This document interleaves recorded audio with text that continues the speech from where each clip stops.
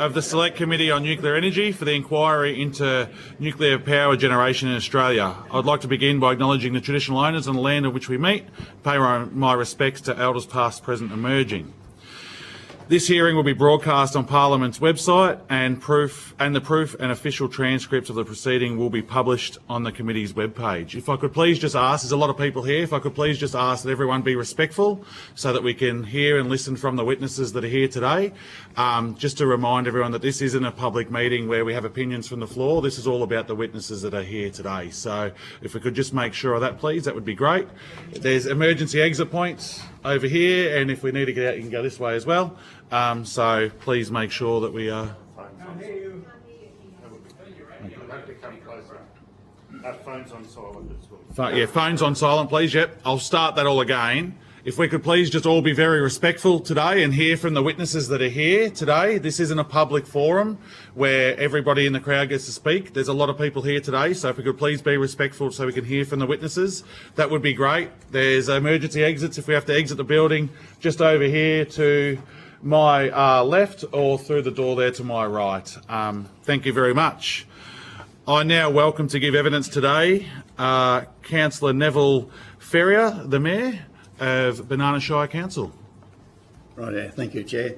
For the Hansard record, would you please state your name and the capacity in which you appear before the committee?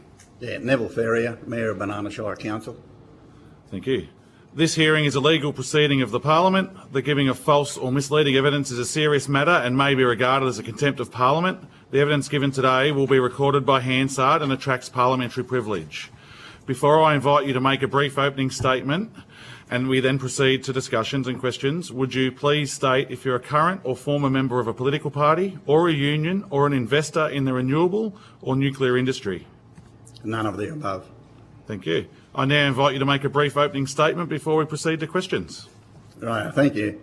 So thank you for the invitation to speak today. The Banana Shire is a lucky shire to have agriculture, teas meat works, coal mines, a nitrate plant, a gold mine and a coal-fired power station. The Banana Shire has it all, with renewables coming to the area as well. Callide Power Station employs about 250 people and most live in Biloela and surrounding towns or on farms. We know it will probably close 50% of its generating capacity by 2028 and the other 50% by 2035. But will it transfer over to hydrogen, gas or any other mix by 2035 or stop generating power for Queensland? Callide Power Station has been generating power for around 40 years at Callide B and C and earlier than that at Callide A. It is the backbone for the town of Biloela and the maintenance shutdowns of the power station brings a huge economic benefit for the town.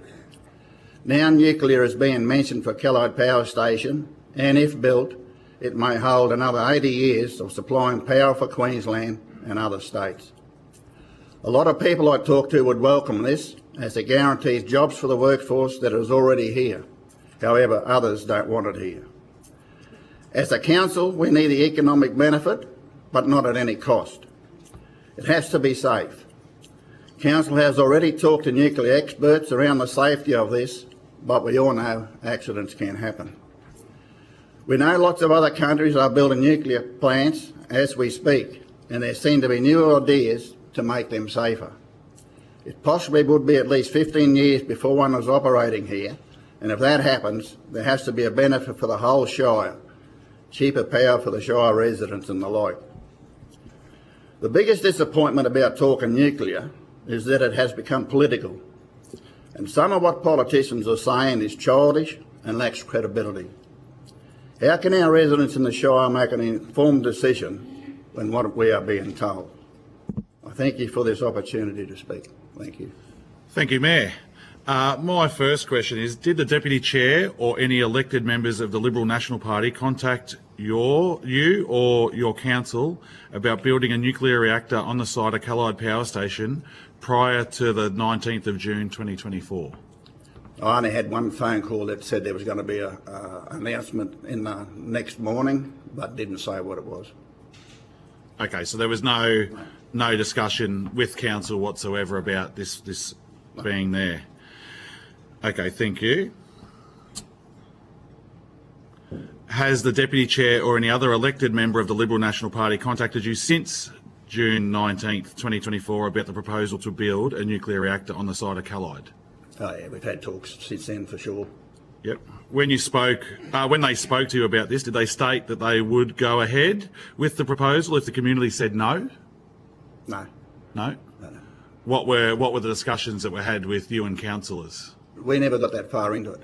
Okay. You know, so I explained to them, it's been at least 6 years. They've got to win the next election, then they've got to win the one after that to get control of the Senate. So it's no good yapping what's going to happen now because it's in the future. Yep, no worries. Have you been approached by, as yourself or council, been approached by any proponents of nuclear power plants seeking to build nuclear in the Gladstone region? No, I haven't talked to one nuclear power plant operator at all. No worries. And has council reached out to the members of the area and asked what they think around nuclear energy? No, we had we were joined the AUKUS Forum, and on that board there is a nuclear expert on that board. And before that announcement on the 19th of June, we already had in plan for her to come and talk to us in 3 weeks' time. And so, because we've joined that, you know, we are getting a bit of an update on nuclear, if it's safe, if it's not, what plants are safe, how long to build them, the best plants, where they're getting built, and all that sort of stuff. So, but no company or whatever has anything to do with this, no. No worries. Thank you, Mayor. Go on to the Deputy Chair. Thank you, Chair. Thank you very much for being here, Mayor. Just going to the Chair's initial question about our engagement. As you know, the Coalition's policy is to have a 2.5-year comprehensive community engagement process that allows the reasonable points you made, that local residents might have questions, to have all of those issues listened to, researched, the ability for the local community to call for reports on various issues. Is that degree of community engagement something that you think the community and also the Shire would welcome? Oh yeah, we'll have to have that. And like the Chair said, I don't know what will happen if, you know, we say here to the Shire that we don't want it, whether it'll still come. We haven't got a clue about that. But we've got to, you know, jump that hurdle when it comes. But we'll certainly have to have a lot of information about everything. Yeah. And truthful information, not, you know, scare tactics from one side or the other. We've got to be told what it's really down to, and that's what it's got to be. And our plan in that regard is to have an independent nuclear energy coordinating authority, so the experts, not the politicians, answering all those questions. Does that meet the criteria that you just laid out? It would have to be, yeah. It would, yeah. And then in terms of what we've said publicly about how a decision would be made, we've said it would come down to 3 key things. One would be what's in the national interest. Secondly, the advice received from the independent Nuclear Energy Coordinating Authority, who would do all the site characterisations and deal with, you know, issues of safety and so forth, their advice. And thirdly, what's in the interest of the local community, with the local community's interests looking at social issues, economic issues and environmental issues, since they're the sort of the 3 buckets of input received. Is that the sort of thing that should be considered? Yeah, and I think we deserve that, yes. You deserve that. Are you getting that degree of community engagement at the moment when it comes to major industrial scale renewable projects across the region? Yeah, well, most of them are very good. You know, renewables isn't, well, COVID slowed everything down, but it all, you know, got waylaid a fair bit. And the cost of everything since COVID has upset the apple tree a bit as well, because they're going to come and build a wind farm, say, for $600 million before it's $800 or $900 million now. So some of them had to go and get financed again or sell out to another mob. So. And it's not fair for the people who sign contracts with them because they don't know who they're talking to at the moment. So that's all, you know, and the population and the people are getting a little bit tired of it all because it's gone on for so long. And so we don't want this nuclear to do the same sort of thing. We've got to become and told, you know, what it can do, what it is, how safe it is, how it's all changed since all the other disasters from years ago. And I know that's a long time ago, but we've got to be well informed. And yeah, very reasonable, can I say, and aligns with our plan. When it comes to the Callide power stations, you're talking there about 250 odd workers. And we visited the plant yesterday, actually, and they were saying at certain times, you know, you can have as many as 500 on site. Yeah. But if you look at around that 250 odd,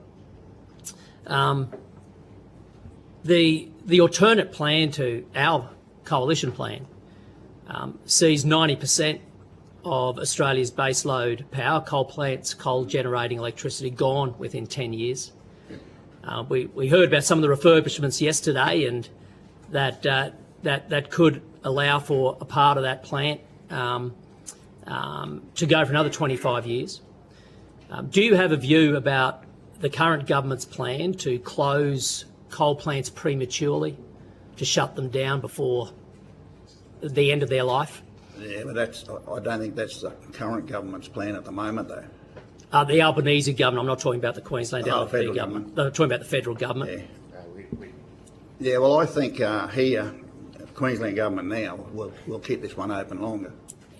Do you support the Albanese government's plan to be shutting coal plants prematurely? Oh, no. No, Some you of don't? this coal plant now will go for 40 years. And so are you confident that if the Albanese government's plan did proceed, if these local coal plants were closed before the end of their life, if you like, that the 250 workers would have the same sort of comparable jobs, same sort of money coming in for their family locally under the current plan of the renewables rollout? No way in the world. These people out here at the power station, they pay pretty good money. Like we've got coal mines here that'll pay good money as well, and the power stations up there are all better than that even.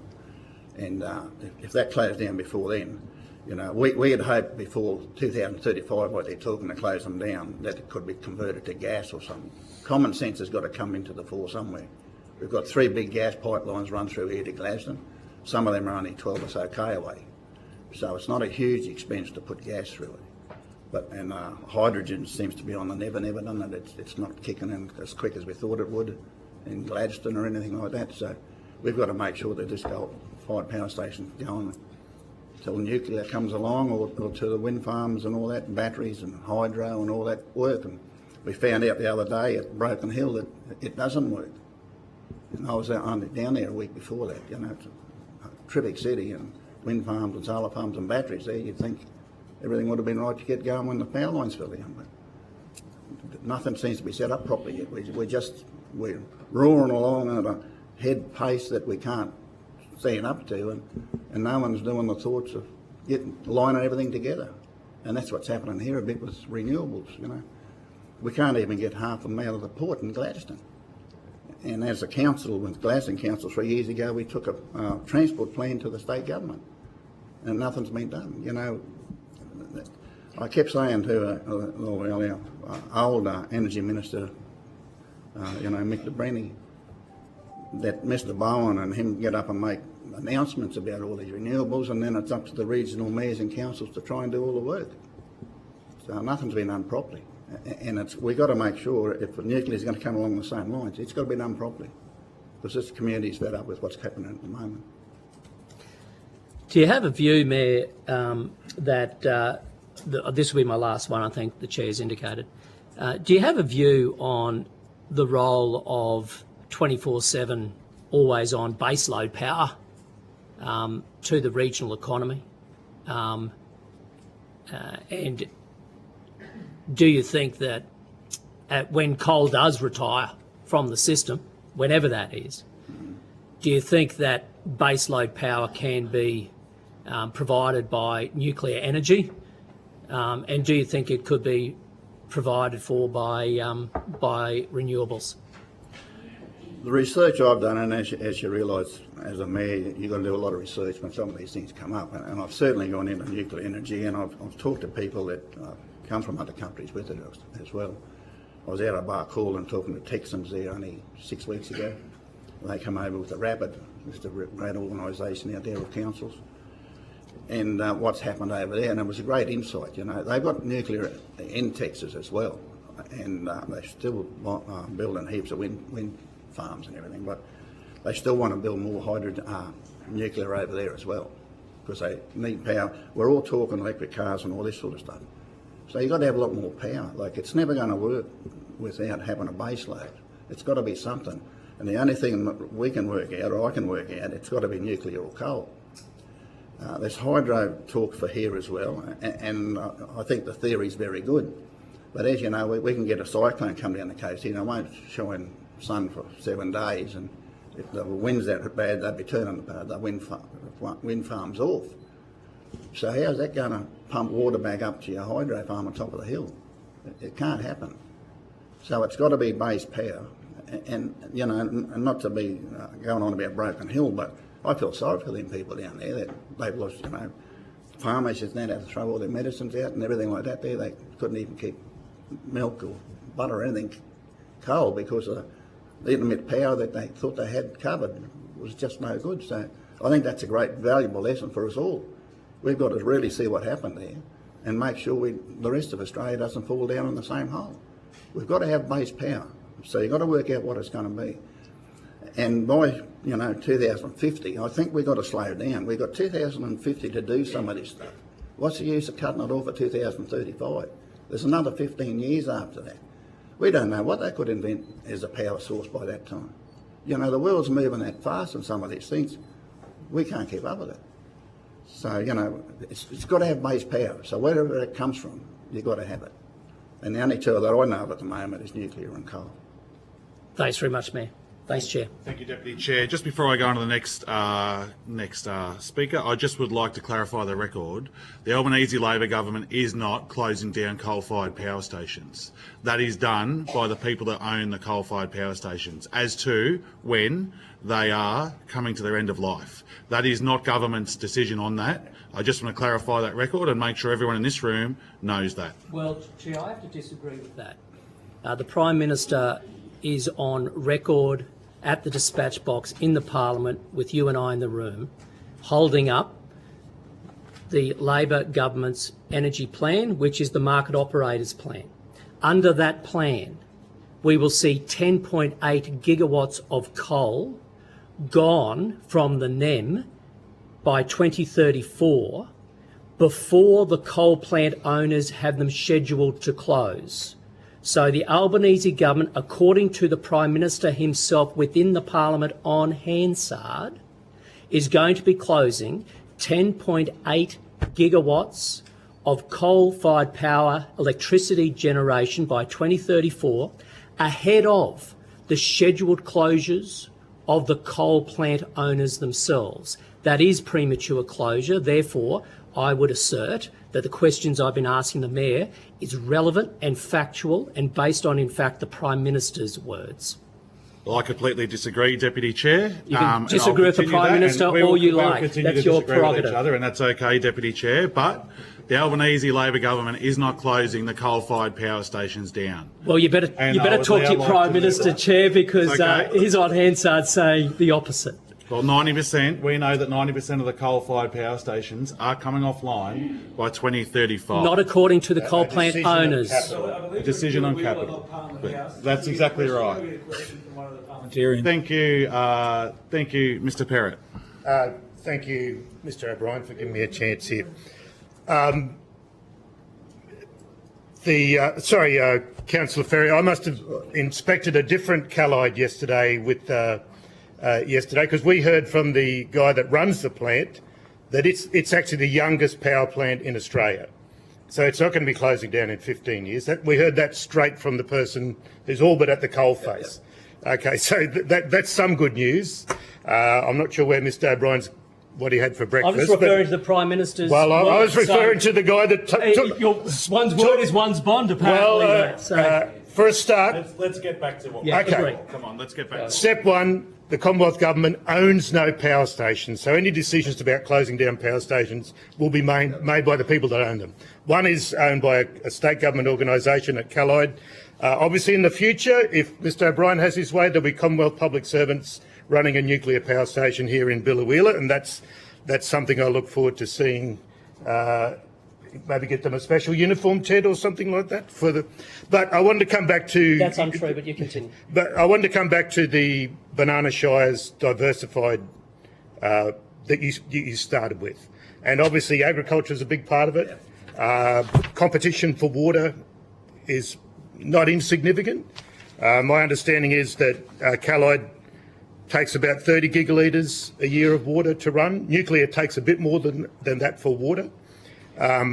You mentioned Tees and the nitrate plant, and we obviously saw a lot of agriculture when we were going from here to the power station.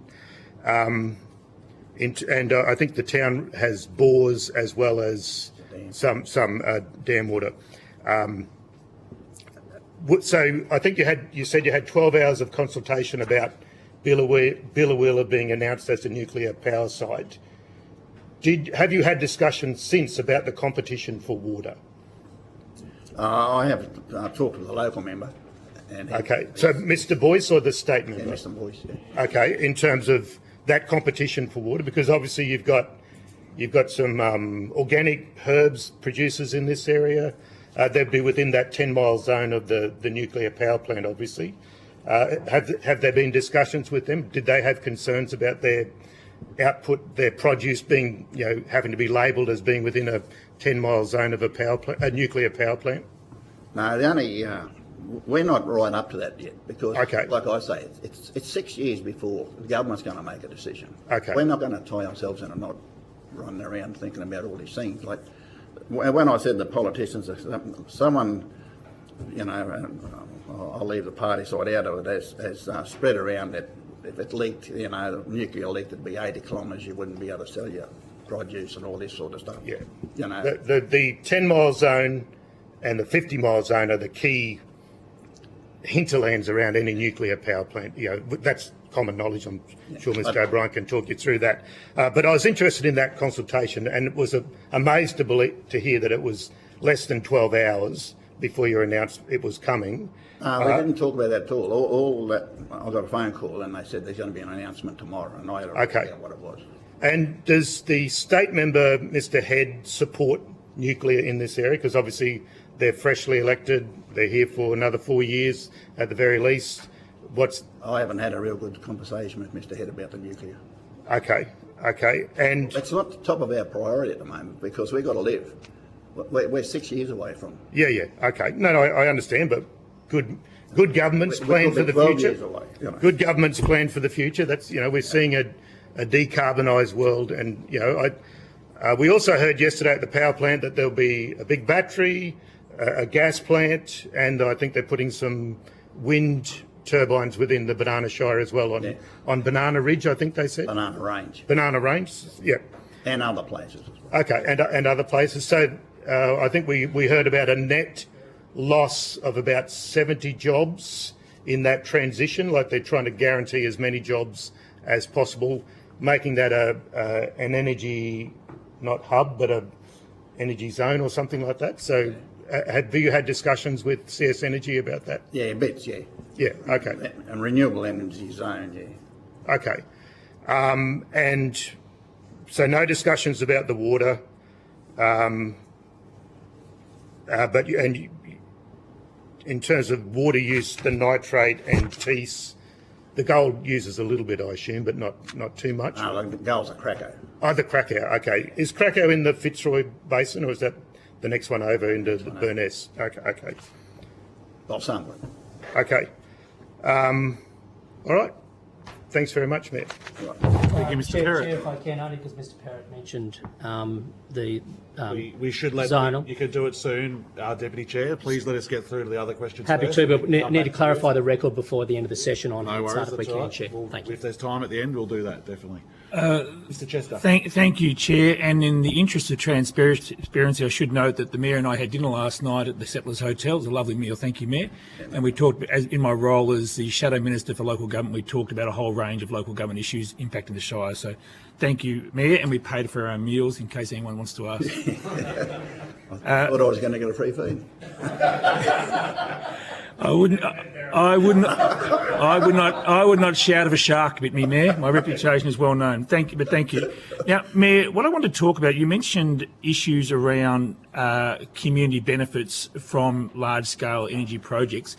Can you run me through what happens now in terms of the larger-scale renewable projects? Is there a set return to the municipality when these are negotiated, or is it each project on its merits? Councils in a position has to talk to the proponents. At the moment, it's each council, each mob come in and council talks to them about how much money they want for their community funding. Some are very good, some are very tight.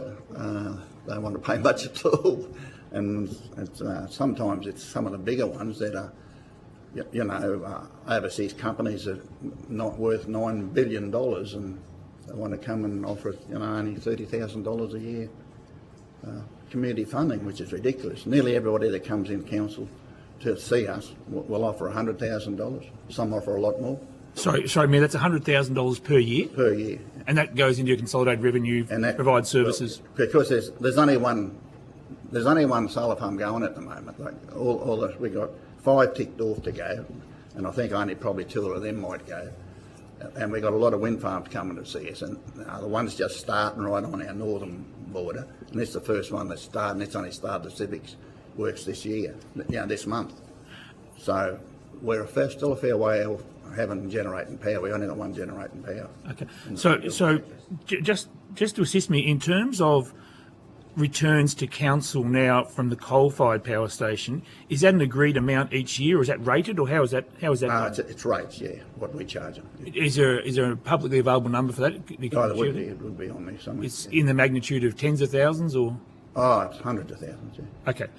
What I want to explore is, if your municipality was in a position where it was going to host nationally significant infrastructure like a nuclear power station, would it assist the council if there was a legislative return to the municipality, in the sense that it wouldn't be up to councils to negotiate what the return is? There would actually be a clear and transparent way for the community to say, well, this is what that municipality will get in return for hosting that nationally important infrastructure? Yeah, that could work, but if it's going to be on the same side out there, we'd see how much power was coming off it, and we'd try and adjust it to what's already there. And if it's going to be, they're putting out about 1,500 megawatts out there, so if it was going to be more than that, we'd probably hook in and try and get a bit more money out of it.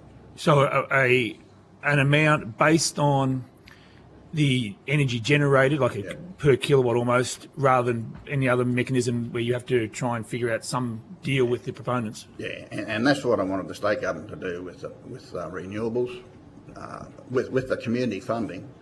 Like we're doing that on our rating system. When we rate these renewables, it's going to be on the output of power.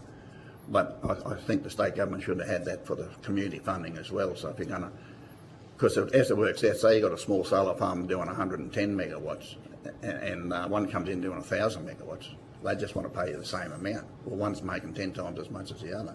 So the state government should have a regulating way per 10 megawatts or whatever. So this is what you pay for community funding.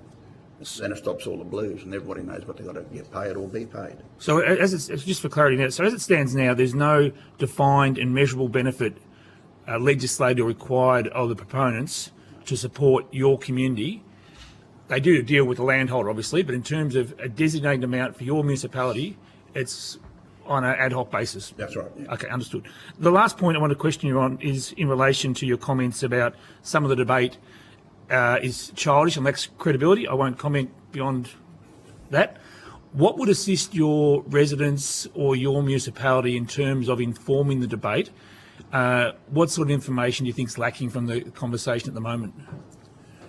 I think we've got to be brought up to date with the newer nuclear energy. You know, the ones we hear about all that blew up and everything like that, like that's a long time ago, 50 years or whatever it is ago, made by Russia. Well, Russia couldn't even sell a car or a tractor out here properly, you know, they all broke down. But we've got to be brought up to date just how safe they are. I know I've done a fair bit of research. South Korea seems to be the best. They seem to have the best plant, and they seem to make them the quickest. And they're going ahead. China at the moment is working on something that that's changing how they run it. So I just haven't got much on that at the moment. They reckon it's a lot safer than what they're doing now, but it's still the same power, so I don't know how they do that. But all this will come out by the time we do something, or if something comes that something's going to come here. There's plenty of time to work something out. And I think things are getting safer all the time. And if they're going to keep building these nuclear power plants around the world, surely we'll know which one's the best and safest. And surely if we've got to go that way, we can pick the right one. Finally, Chair, thanks, Mayor, for your input. You mentioned council as part of the AUKUS forum, or Yeah. so you're speaking to experts in the area. Does council have a formal position in relation to nuclear energy on its books, or is it very much early stages for council at the moment? No, too early for us, yeah. And we've changed council, you know, we've got 3 new ones on from the one that was first put up before and all that sort of stuff. So, yeah, it's way too early. We've got to go down the track a bit. But we are, like I say, we got this expert on the AUKUS Forum board, and we've already had talks with her. She's very good. Jasmine Diab's her name. She's well respected and throughout the world. So, and that's not saying we all agree with that either. We've got to have both sides of what's coming, and that's what we'll do as a council. But we've got a bit of time. But we'll keep getting information, I can tell you. But we're here. Understood, Mayor. Thank you. Thank you. Thank you, Mr Chester. Mr Burnell. Thank you, Chair. Just before I start my line of questioning, I just wanted to say to the Biloela community, thank you so much for your hospitality. You know, we've had a great 24 hours here so far. I do want to extend that thanks to the local federal member, Colin Boyce, and his team for graciously supporting us yesterday afternoon when we met with some of the locals up over the lookout of the power station. Very, very kind of you, good man. So, yes. While you're feeding the Biloela people, how about if you go to the next one, you put it in the speaker so we can hear you. I mean, I'm over 66. And I have problems back there hearing you, so you can imagine most of the crowd here, a lot of them are taking time out from work, time out with earning money to pay for their food, and half of them are sure not hearing what you're saying. Okay. Appreciate what you said then. I think we're just limited by the technology we've got, so I'll try and lift my voice as best I can.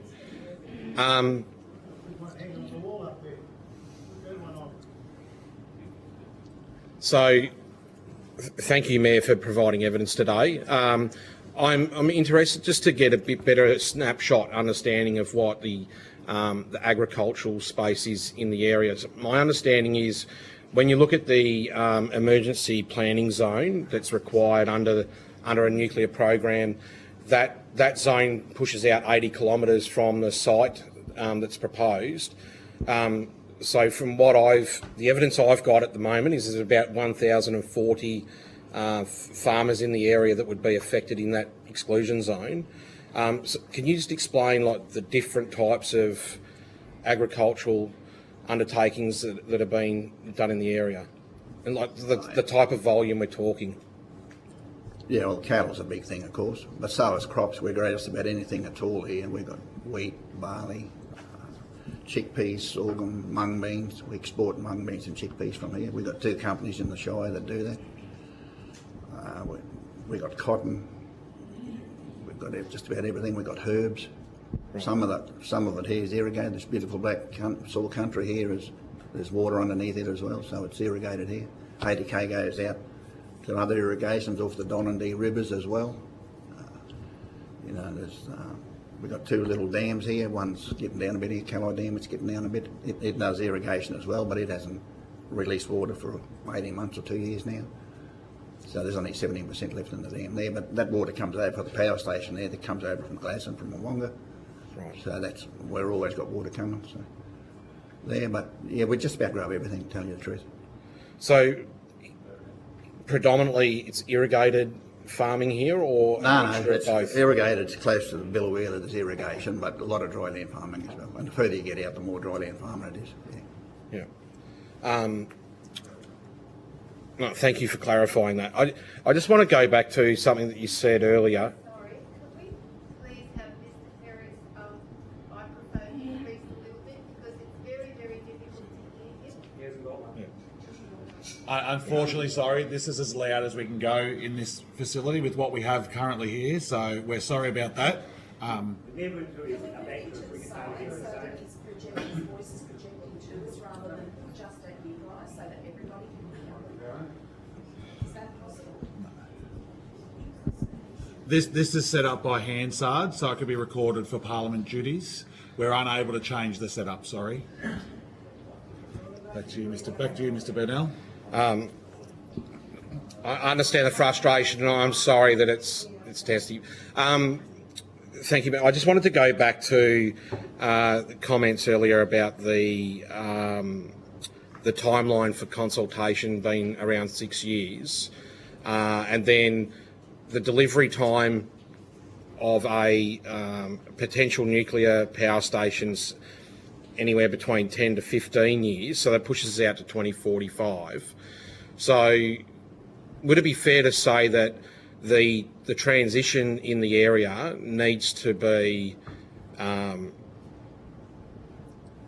clear in where it wants to go? So feeding into the questioning that Mr. Perrott was talking about earlier, the development of potential gas firming as part of the old Callide A site is a necessity to ensure that you've got your consistent supply of energy. Otherwise, if the site was to close early, there is still going to be a gap if there's nothing put in place, because the timeline for delivery is still quite disparate between potential closure and the coming online of any future type of power generation, potentially down a nuclear avenue. Yeah, no, I reckon that's right. But you know, I don't know how long it takes to do the gas side of things, but we've got to have base power on it. We've got to have base power here, of course. I'm also interested to understand whether there's been discussion. So, under the proposed plan, there's 7 sites that have been announced across the country. Under comments made by the Deputy Chair, that there is multiple reactors potentially being considered at sites. So has there been any indication about the number of reactors that may be being proposed for the site here in Biloela? No. I know they talk small cells or something like that, but we, as a council, we haven't got involved in that at all. Okay, so there's been absolutely no discussion beyond Collide's being, well, the Biloela area has been announced as a potential site for a nuclear power plant. Oh, well, I've had discussions with Collie Boys as our local member, of course, yeah. And Cole's right up with a lot of that sort of stuff. Right. And especially, you know, apparently we'll have enough water with what we got in Gladstone. They're saying they don't use a lot more water than the coal-fired power stations. So, but I don't know if that's right or not. Yeah, we haven't got figures or anything like that. No. We haven't gone into that far. Right. Because Australia's got to change the regulations, haven't they? They have nuclear, like it's got to go through Parliament. There you go. Has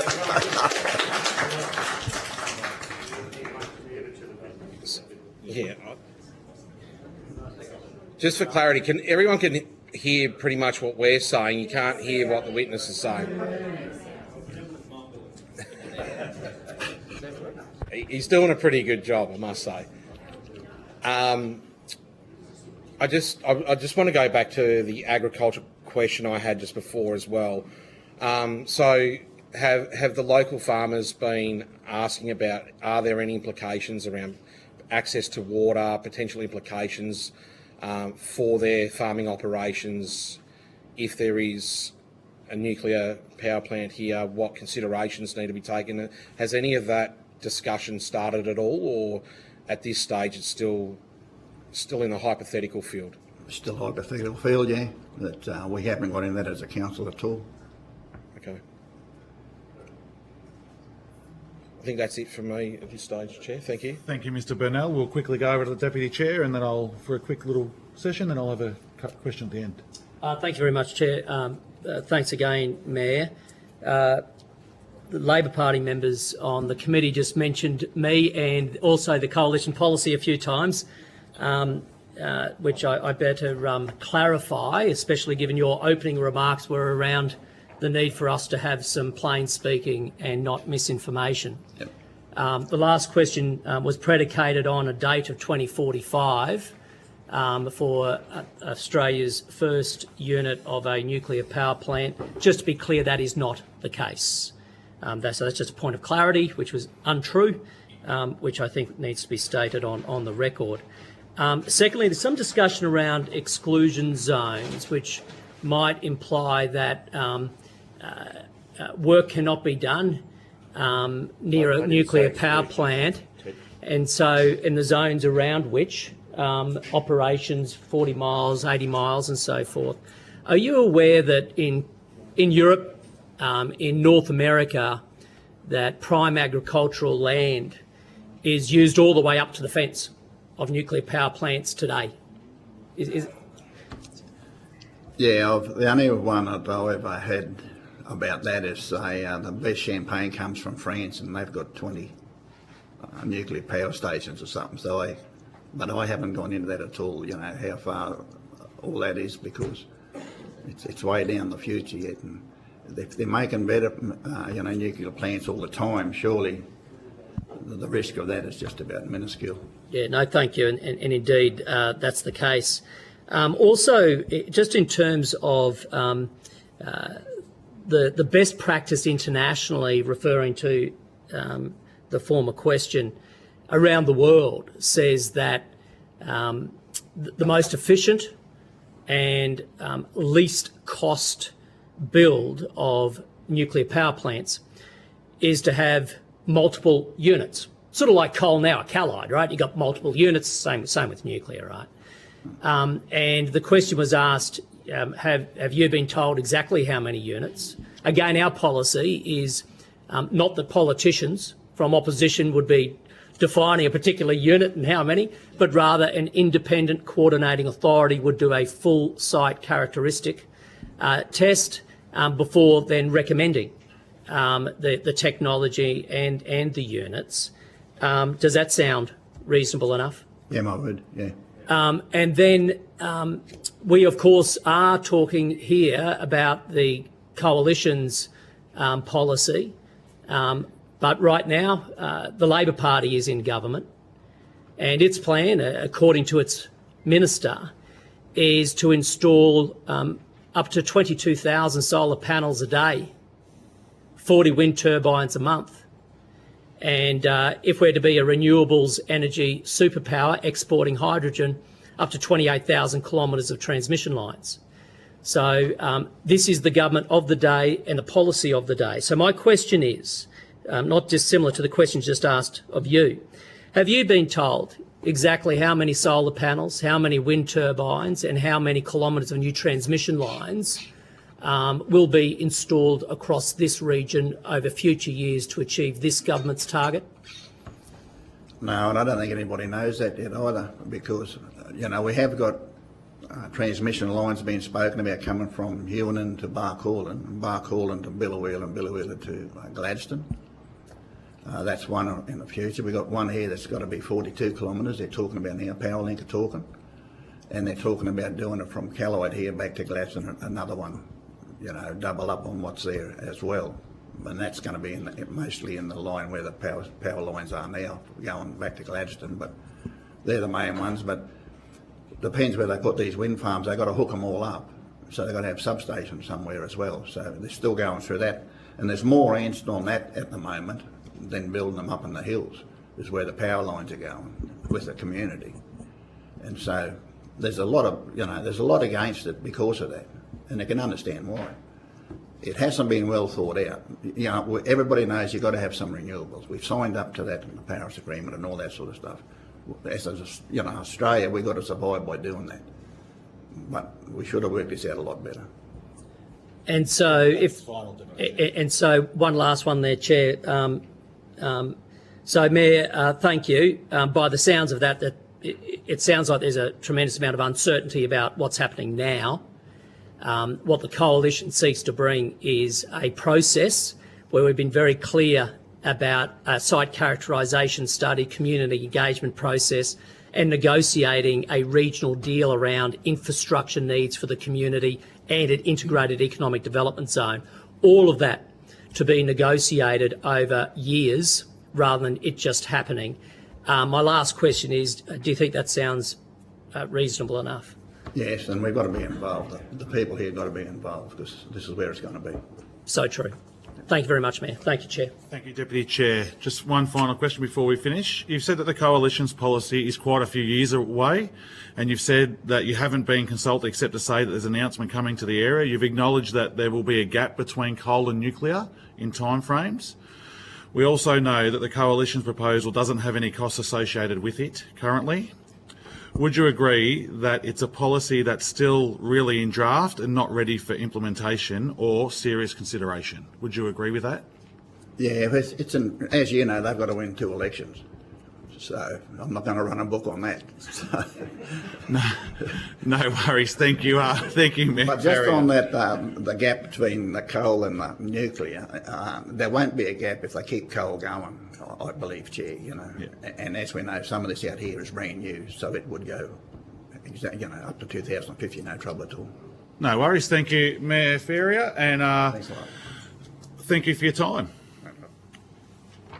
Almost on time. Thank you, Mayor. Very much on time. Thank you. I'll just finish off with the last little bit here. Thank you for your time today. If you've been asked to provide any additional information, including questions on notice, please forward it to the Secretariat by Wednesday, the 4th of December 2024. Please note that the responses to questions on notice will be published on the website as submissions to the inquiry. Thank you very much. And we now call on the next witnesses, Mr. and Mrs. Creed.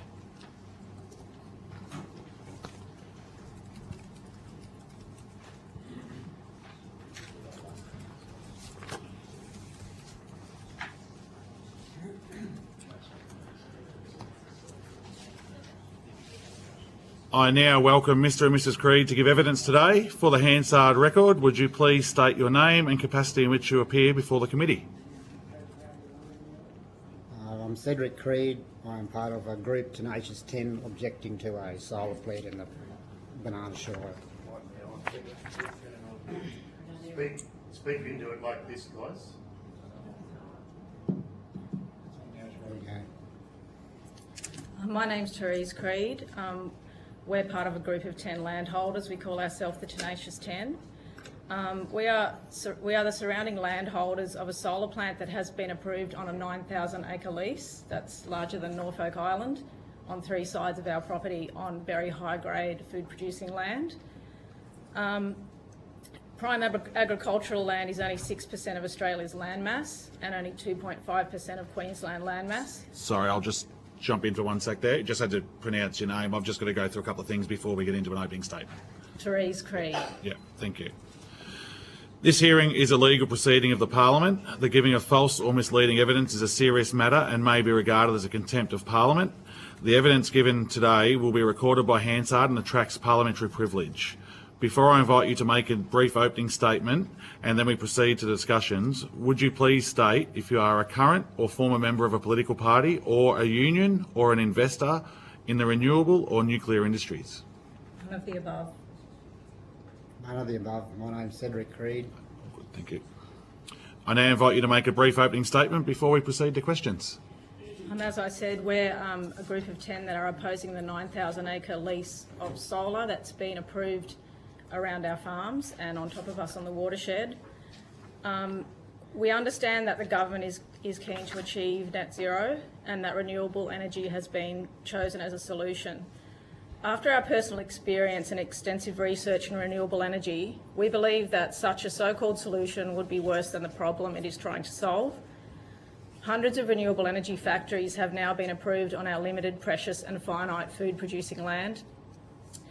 Why would a government choose a method of energy production that threatens our food security, with its potential to contaminate and destroy large tracts of fertile land, areas of untouched forest with high biodiversity, and areas with huge flow-on watersheds into vast productive areas and important waterways? Why would a government choose to outsource our power production to large corporations, many of them foreign, using imported infrastructure? Why would a government choose a method reliant on toxic, short-lived panels assembled by unethical slave labour in China? Why would a government choose a method of energy generation that has been a monumental failure in other countries like Germany, who are now reliant on French nuclear power because of the failure of renewables? Food security plus energy security equals national security, and the renewables industry is, in one fell swoop, damaging all of that. As one of our friends in the Riverina Food Bowl of Australia, who now has an ocean of black glass through her fence, said to me, even puppies know not to defecate in their own food bowl. Australia is in a very fortunate position to be totally self-sufficient when it comes to power generation. And we're talking about baseload power generation, not intermittent, unreliable power. We do not have France next door willing to sell us power when it all goes wrong. We're very grateful to be here today and impressed that members of government have made the effort to leave the city and travel to the front line of communities that are directly impacted by the decisions about future energy generation in this country. It's already become clear to me that the people here have no idea of the number of projects that have been approved in this area, in our very, very fertile valley.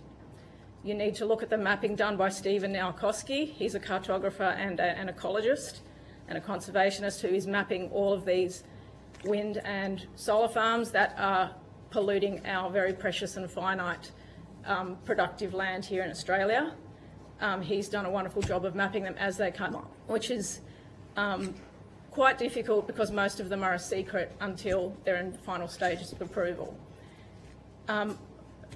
These developments do not have to do an environmental impact statement. They are classed as code accessible rather than impact accessible, which means they skip so much of the legislation.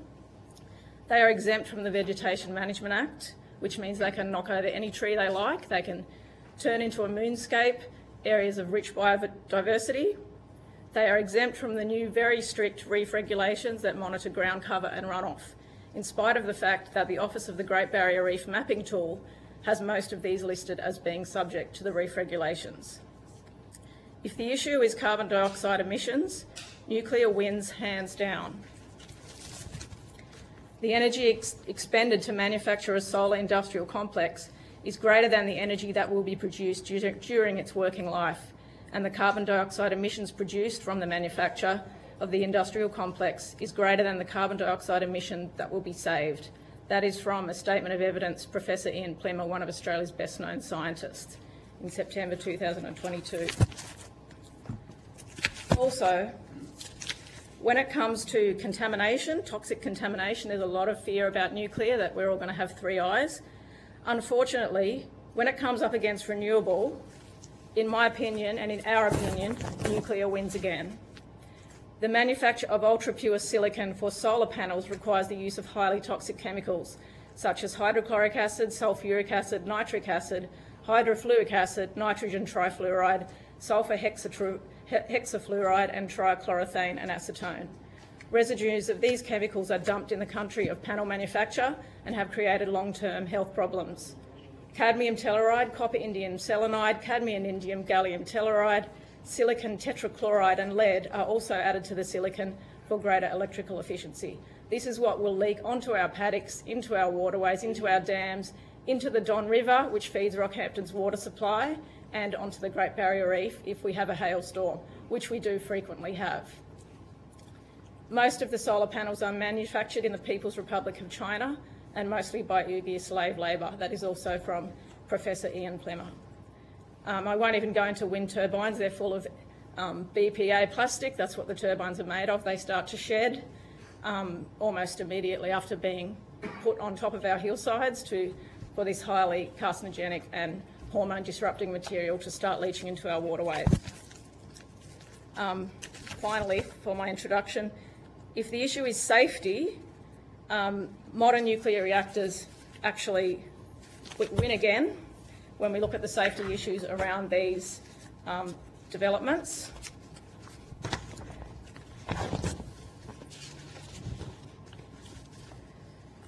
The average 100 megawatt solar farm hosting 300,000 to 400,000 panels, and that's a lot smaller than the one near us, which is 450 megawatts, will generally have over 1 million physical made electrical terminations. Each one of these terminations operates around 15,000 volts, and each termination can fail. Electrical equipment failure is well known to be linked in situations where we can observe abnormally high temperatures. Fire sparking, arcing or melting exposes electrical equipment to further damage and degradation, exacerbated as moisture ingress occurs. Electrical failure can occur due to various factors, and although the commonly seen issue will be generally arise due to resistive joints, it is not uncommon to observe how the environment impacts equipment over time. That's from Luke Magon, Managing Director of ScanPro, Drone Operations Infrared Thermal Imaging. That's not to mention the batteries. So all of these developments now have to have large lithium-ion batteries that are supposedly to regulate the temperature going, the electricity going to the grid. They're also very convenient for these developments because they can charge these when the panels and turbines aren't working. They can charge these batteries from the grid.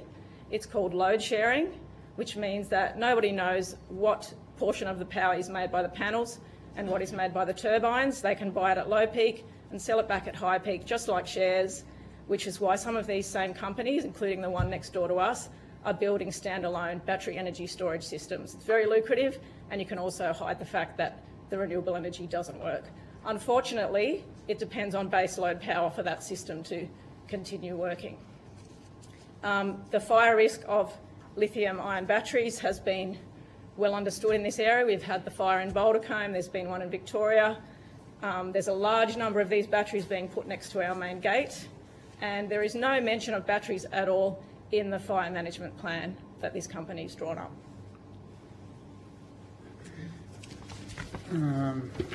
Teresa's covered a fair bit. I'll just skip through mine. I'm a fifth-generation food producer. The Callide Valley is a food bowl of central Queensland, and we've gone through the percentage of good food-producing land, and ask yourselves, why would you be allowing these developments on our best soils?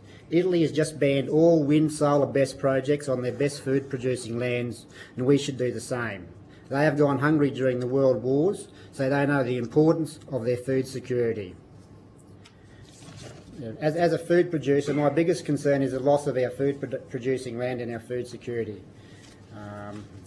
I've sent links and attachments to the Secretariat last night. They may have got them, I don't know. They back up with what I'm saying. The majority of these projects are being placed on our prime food-producing land. It is not only here, it's in the Banana Shire, it's in the Riverina, Victoria, around Armidale, Dubbo, Narrabri, all our cereal crops and our agriculture is. Yesterday you would have seen the sorghum crop growing on the proposed site of the Callide Solar. I mean, you know, that's a prime food-producing land. You've got to think, is it better to be used for food or is it better used for solar? They are picking these areas because they're cleared, they're already cleared, the soils are soft, and to bang in their poles, so it increases their profits. The land gets rezoned industrial from agriculture and therefore has a different set of rules to follow. Fire is another huge risk.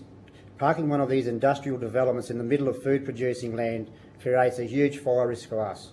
We have a document, I attached it, from the Queensland Fire Commissioner that states that rural firefighters, that's us, are not allowed to enter one of these sites to fight a fire. And why would you, with our limited resources and the toxic fumes that come out of the burning solar factory and the risk of electrocution? We cannot get public liability to cover a multi-million-dollar project through the fence. If they decide to sue us, if a fire gets into the facility, you know, we can't be covered. And fires can start in farming land just from a lightning strike through no fault of our own. The soil is so erosive, in the attachments you can see it, we cannot afford to have graded fire breaks around our property because of the erosion risk. The only way, then if it's on the other foot and they burn us out, the toxic chemicals that come out of the panels and the BESS will wash into our stockwater dams and our livestock will either be die or be condemned at the meatworks. We can't win either way. We are seeing many lithium battery fires every month, including there's been 2 large BESS fires. The bushfire management plan that this company put up was cut and pasted out of a New South Wales urban fire plan. We pointed this out to their application to the EBBC, but it fell on deaf ears. I mean, it has no relevance to central Queensland at all. The misinformation these companies use to get their projects over the line is astounding. Most of the research is done desktop, so they're doing it in air-conditioned offices. They don't even come and check. The first paragraph in the consulting company's report that they do for the project is a disclaimer. These consulting companies need to be pulled into line. This company has no social licence. They report in a newspaper about a community hall style meeting. It never happened. There's an attachment for that. We sent them a solicitor's letter in October 21 outlining our concerns, which we have never received a reply. And I've attached that. And the standard answer that we have got is we don't know, or it hasn't been decided yet. They just come in here and run over whoever they like. We have a small business to run, and days like today we don't get paid. In the 6-year ongoing fight, we have written well over 400 letters to all 3 layers of government, plus many different departments who just pass the buck. Even getting ready for today, we have lost at least a day's work at home. No one cares about our mental health, and we are all suffering from it. It is not our choice to enter this fight. It was forced into us to protect our livelihoods and our family. As we have found out, we have nowhere to go to get any satisfactory response. We could not get anyone from state, federal government decision makers to come look at the site before they approved it. Local council is over a barrel. They have limited expertise, finances and the manpower to combat the influx of projects in this banana shire. Minister Plibersek was up here opening the Rookwood Weir. It's just an hour away, but she couldn't make the effort to come look at the site. Even her office in her department that signed off on this project in the John Gordon building would not come. Mr Debrani was here many times looking at the power station while it was broken down, but he couldn't even make an effort to drive half an hour to come and have a look. We feel abandoned by the people supposed to be looking out for our welfare. As neighbours, we have been treated like lepers. The other thing I'd like to talk about that you may not be aware of is the installed capacity of these renewables versus their actual output. I've just got a little bit more to go. Yeah. In a 12-month period, solar produces only 25% of its installed capacity. So the DA states that this project, a 450 megawatt facility, only will produce 112 megawatts. So in reality, they need 4 times the amount of land, good producing land, to produce what they say they're going to produce. Does this make sense to you? Moored for food producing land out the window. Panel's optimum working temperature is 25 to 28 degrees centigrade, and I can assure you we don't get many of those days here in summer. All these reasons show that there is no common sense involved in the decision making of renewable projects, and if this is an example of the behaviour of these companies,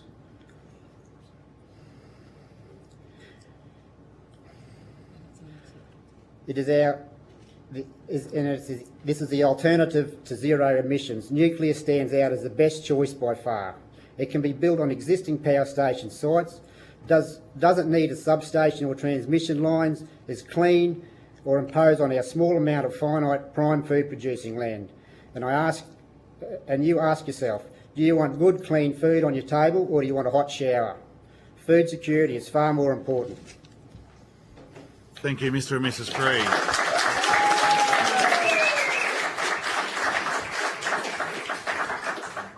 I'll pass on to Mr Perrott for questions. Thank you for your evidence and for taking the time. And I know it sounds like the last 6 years have been very stressful. And I just want to take you back to your neighbour's decision to have the solar panels. So do you think they have the right to decide to have solar panels, or should that be your decision or the local government or the state government or the federal government that decides they can make The that? reason why this situation has arisen, why these companies have free rein, is because Sorry, just take it back to the owner, your neighbour, not the company. Yes. The owner. the owner. The only reason why the owner of the land that invites these companies there has so much power, and these proponents have so much power, is because of the lack of legislation that has been put in place. Okay, so neighbours I just take you to They that. have the right, but not without telling Okay. the people who it's going to affect, which is what happened to us. We found out by a letterbox drop. Okay, thanks, Mrs. Creed. So you think the neighbour should be able to make the decision about the use of their land, whether it's agricultural or not? Not when it's impacting the neighbours, not when it's on top of the watershed, and not when it's 9,000 acres. Because I've been lobbied by environmentalists in the past that say that farmers should have the right to decide whether or not they own the minerals under their land, you know, whether coal could come onto their land. And I think, Mr. Creed, you were suggesting that farmers should be able to have control over that and make We decisions. never suggested that. Oh, sorry, I thought you were saying that if you've got agricultural land, you should be able to stop people from impacting on your agricultural land. Did I We were misunderstand? saying that a nation should protect its food-producing land. Okay, I understand that industrial concept, but we also have a concept, if Mr. Creed and Mrs. Creed own their land, they make decisions about how they use it. Are you saying someone else should decide that? If it was a mine or any other infrastructure at all, there's a lot of rules involved. It's not up to the landholder to say, I've got coal, I would like a mine here. No, All no. of In these fact, environmental the assessment government. processes In fact, the are government. do not apply to renewable energy. No, it does. All the rules. At the moment, the government can say, "There's coal on your land, Mr. Creed. We're going to mine that coal." We're well aware of that because we've had that happen to us too. Okay. So you're still saying the Crown should own the resources, but when it comes to renewable energy, if it's agricultural land, I think you specified. All we are asking is that they are under the same rules as Okay. everybody else. Okay, so the environmental impact statement, Yep. the impact assessable, the Vegetation Management Act, Yep. and the reef regulations apply to every other industry. We're not asking for harder rules or different rules in the Okay. renewables industry. We're asking for the same rules. The same rules. And Because if those rules existed, none of these projects would be allowed. I can tell you now. And as a Commonwealth, a representative of the Commonwealth Parliament, I can assure you that the EPBC does apply. I don't think you mentioned that. We wrote 70 No, but submissions to there the would have been a EPBC. consideration for the EPBC, would have been under, if it was 6 years ago, would have been under Minister Susan Lee, I was I'd the imagine. first one and Plebiscite was the second one. Yeah. We had more than 70 submissions from including environmental sciences, scientists, emergency services officers. We had state and federal MPs from Labor and Liberal, Yep. all of them writing negative objections to this plant, and Minister Plebiscite ticked it off. We even had an electromagnetic field. So there would be expert. there would be a decision, a public There was a decision? decision. Yeah, so the public and we had decision. a 10-day window for objection, Yep. which we had to check the website every day for 6 months to find out when it was, Yeah. because they wouldn't tell us. Okay, so there was a process, I think you're saying. So you didn't mention There the was a EPB. process. It was Yeah. very complicated, and we had to write to Susan Lay and then write to Fanny De Vere of UNESCO and carbon copy her into the email before we found out about it. But yes, there is a process if you know how to find it. It's very difficult. So that was under the coalition government at the The first Commonwealth? one was, Yeah, and it okay. was made. It was made code accessible, which meant they had to do some environmental reporting. Okay. That was Susan Lay. Minister Plebiscite ticked it off with the Yeah. second Okay, time okay. it came to EPBC. And I just want to go back to nuclear. Are you saying that there should be the same processes for that? Absolutely, and there will be. For a start, we've heard all about the preliminary work that's going to be done. People are going to be consulted for a 2-year period to make sure it suits the community. Not how it happened with us, where our neighbours invited these people there. We didn't know about it. Even when we got the letterbox drop and asked our neighbours about it, they had signed confidentiality agreements, so they were not allowed to tell us. This is how we found out about the development that was going on 3 sides of our property. So they signed a. Yes, they decided did, to sign a. because the proponent Hold makes on, the let me agreement with the landholder ask the before question. council even knows about Let it. me ask the question before you answer it. Had they decided to sign a contract with the supplier of the solar panels? Yes. Okay, so that was their decision? It was. Okay. I just wanted to go back to the entity Final question, Mr. Barrett. that Mr.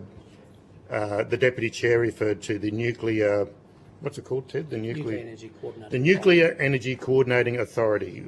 Do you think that entity would be neutral about nuclear power? Probably not. If Okay, they're in that's fine, favour of thank you. nuclear power, they want it for this nation, they're thinking ahead, they're planning ahead, they probably want power that works, they probably don't want to be cooked in their double-glazed air-conditioned units in the city. So if they were anything like me, they may be in favour of it. I don't know, I'm not an expert on these committees. This is not our skill set. We are farmers, we are food producers. All of this interaction with politicians and government departments has not been by choice, I can assure you. Thanks, Mrs. Creed. Thanks, Thank you, Chair. Mr. Perrott. Mr. Chester.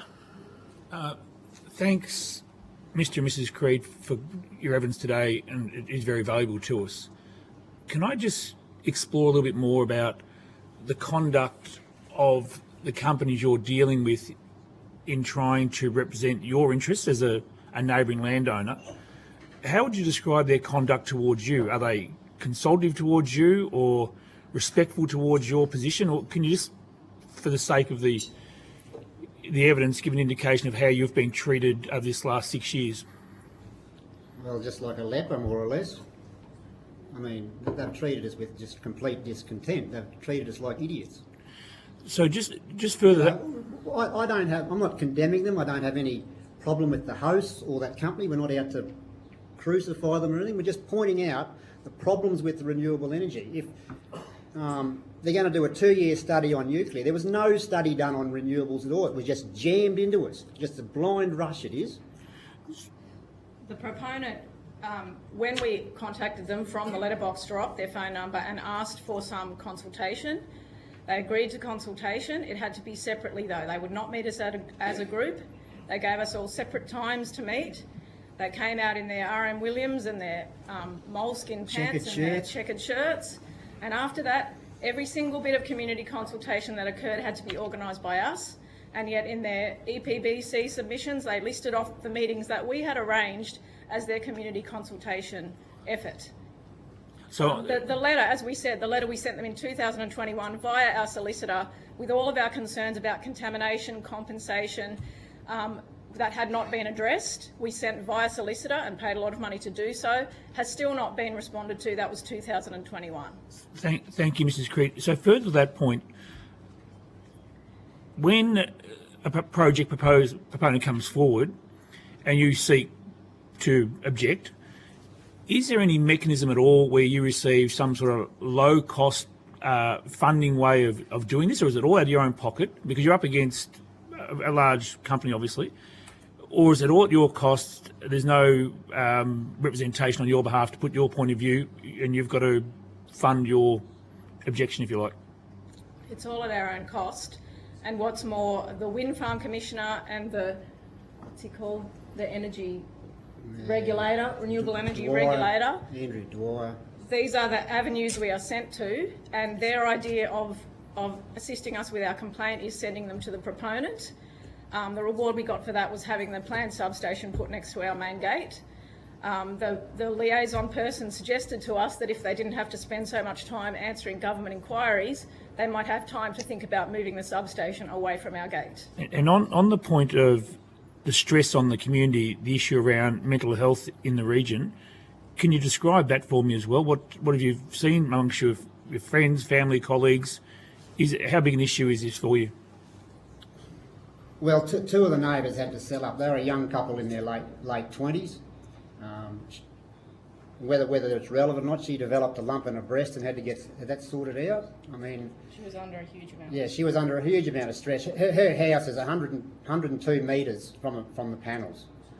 I mean, They had to sell. yeah, they had to sell. I mean, we didn't blame them, but yeah, they just had to go. So obviously our inquiry, the Select Committee is looking into the potential for nuclear energy, not so much renewables. Yeah. But the reason I'm asking these questions is to, I guess, get to a point around what is a better process for these large-scale energy projects in terms of respecting communities and neighbours. You've touched on this already. What do you think we should be doing better at local, state and federal government level to respect a community like yours and people like yourself bringing forward legitimate concerns? How do we make this work better for everyone? I think we just have to make food-producing land and soil a priority. I've got a quote here from the United Nations Food and Agriculture Organisation. This is the UN at the International Soil Conference. They said, "The main problem humanity is currently facing is not global warming, extinction of species or any other environmental crisis.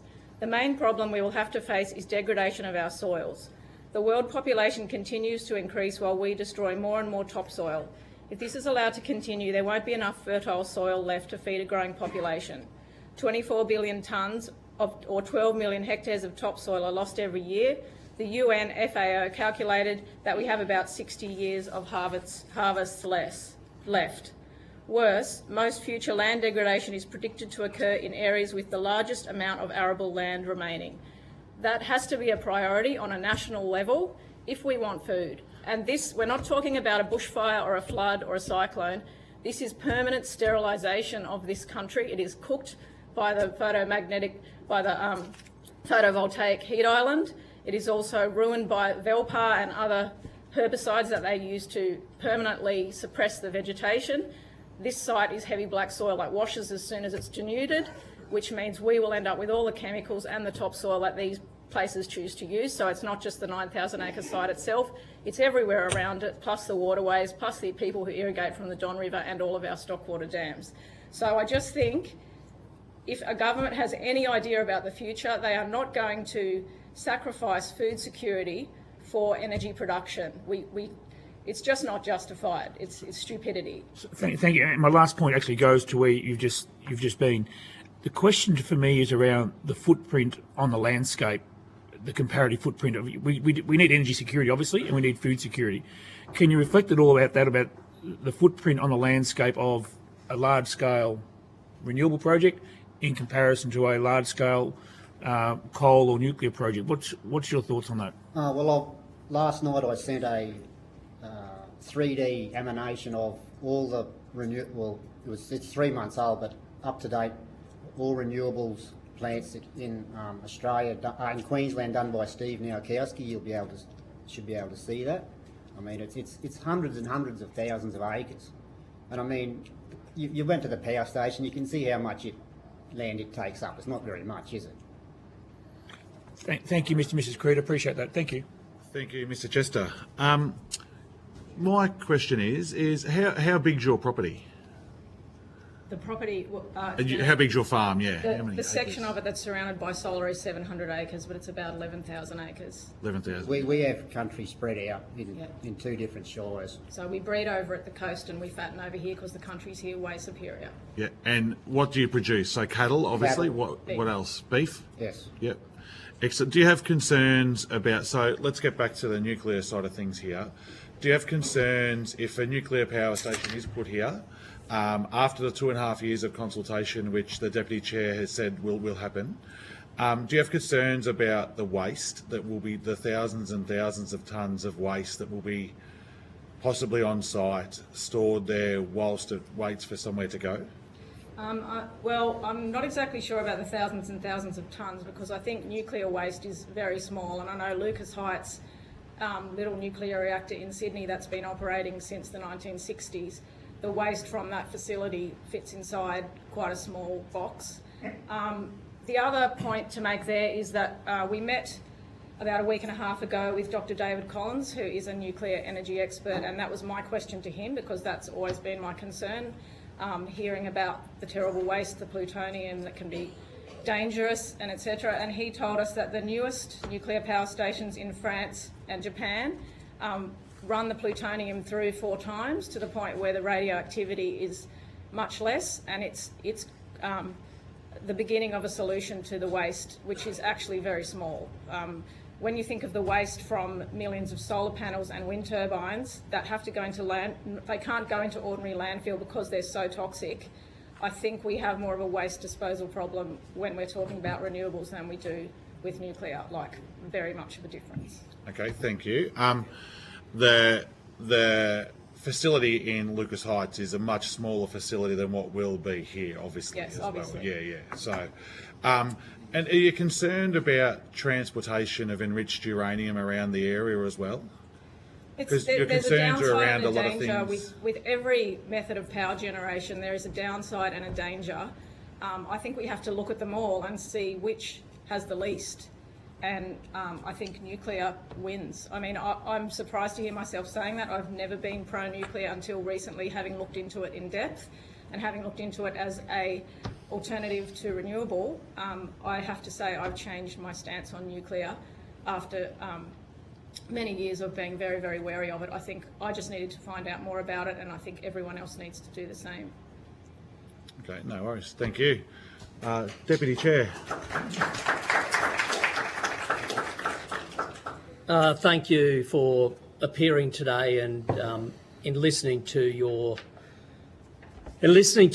story, what you've gone through. Even presenting today probably hasn't been the easiest of things. So I just want to acknowledge that and thank you, especially given you're doing so in front of a lot of people too. So I do appreciate it. The thousands and thousands of tonnes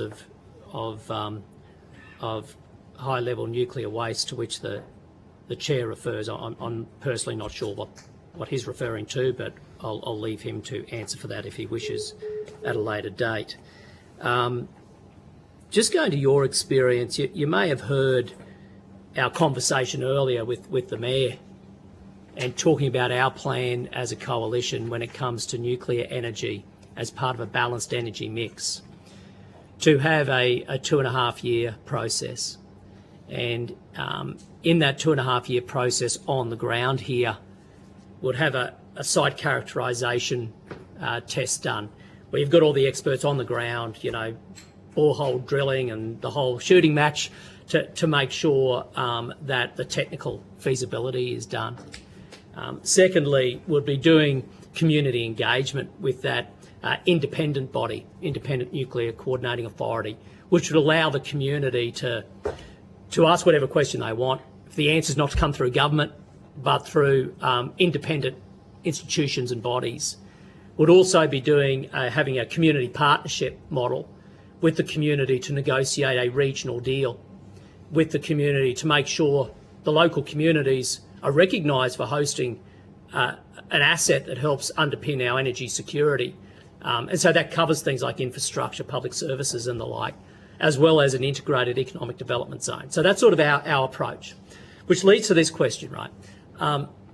The experience that you've gone through under the current regime, the current approach with the renewables projects and the solar farm in particular you're dealing with. Can you compare the Coalition's plan with your own experience? Have you had engagement through government? We haven't, but to be fair, that's been under both governments. That's fine, yeah.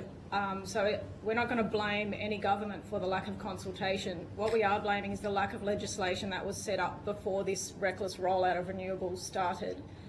We are encouraged by the fact that we were visited a week and a half ago by an independent nuclear consultant that Peter Dutton has hired. He's travelling around, he's talking to all the people who have been affected by renewable energy. He told us about a survey that has been done all over America, where the people who live closest to nuclear power stations are the happiest with them because of the cheap energy and the clean aspect. The people who live in America far away from these stations are the most suspicious. He said the surveys he's now taking around existing renewable energy plants, he's getting the complete opposite result. The people who live closest to these factories that have been put in the middle of our food producing communities are the least happy.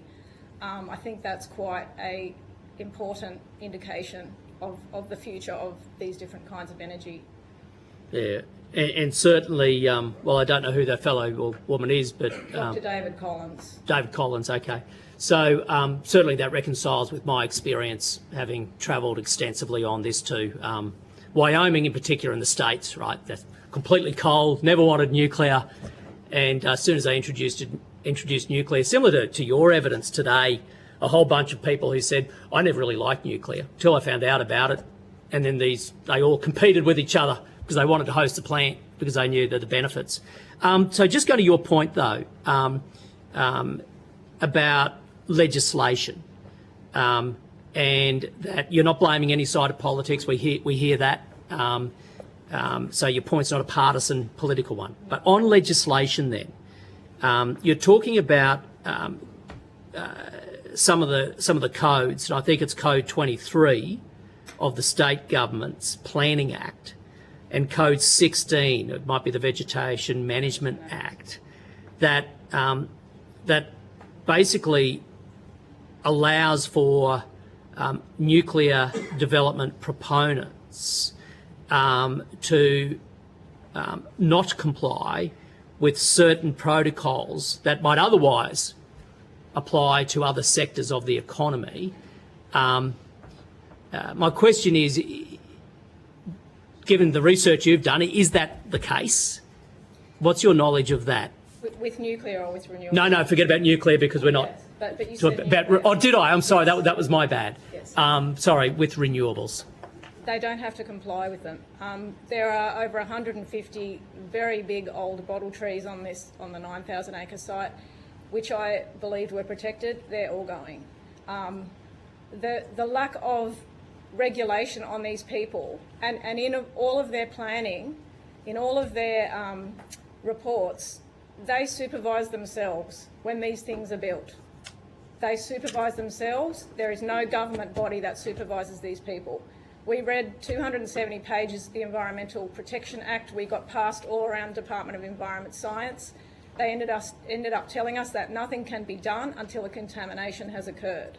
There is very, very little to rein these people in because it's rezoned as industrial. The same rules don't apply to what applies to us through the fence. It's very scary. If you read one of my attachments, which was my objection to the EPPC, you'll see where I've highlighted all the misinformation that they use to get these things to get them across the line. I mean, in the Mayor's segment, the Paris Agreement was mentioned. Well, there's a paragraph in the Paris Agreement that says that I can send it to you, that nothing should interfere with the food security of a country. And I mean, this is what it's doing. So, as it's my final question, given, I don't want to put words in your mouth, but what I'm hearing is you're saying there's two standards here. There's one standard for industrial scale renewable projects, and then there's a standard for everyone else. Is that right? That's correct. When we had Senator Matthew Canavan interviewing the proponent, he held up the folder that had all the paperwork that the company had to do to get it through, and he found it very amusing, the thinness of the package, and said that would be unheard of with any other sort of large-scale project that was going to interfere with land use. What's more, they wouldn't be approved at a local council level for any other project of this size. It's been put onto local councils, and projects of this scale should not be approved by local councils. Thank you, Deputy Chair. Thank you very much. Appreciate it. Mr. Burnell. Thank you, Chair.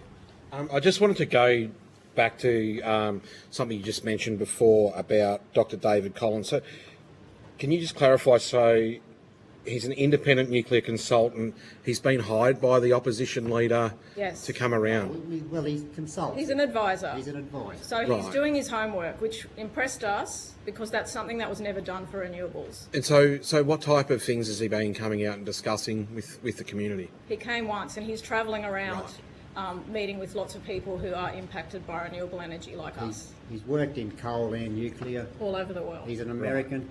Okay.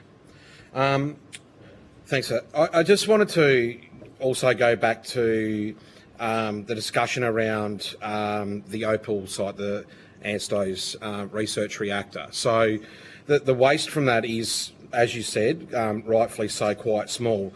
But I do want to point to Rolls-Royce's website. Now, they talk about the expected waste from a small modular reactor, which is around 4.75 cubic metres per year, which equates to around 12,500 Coke cans.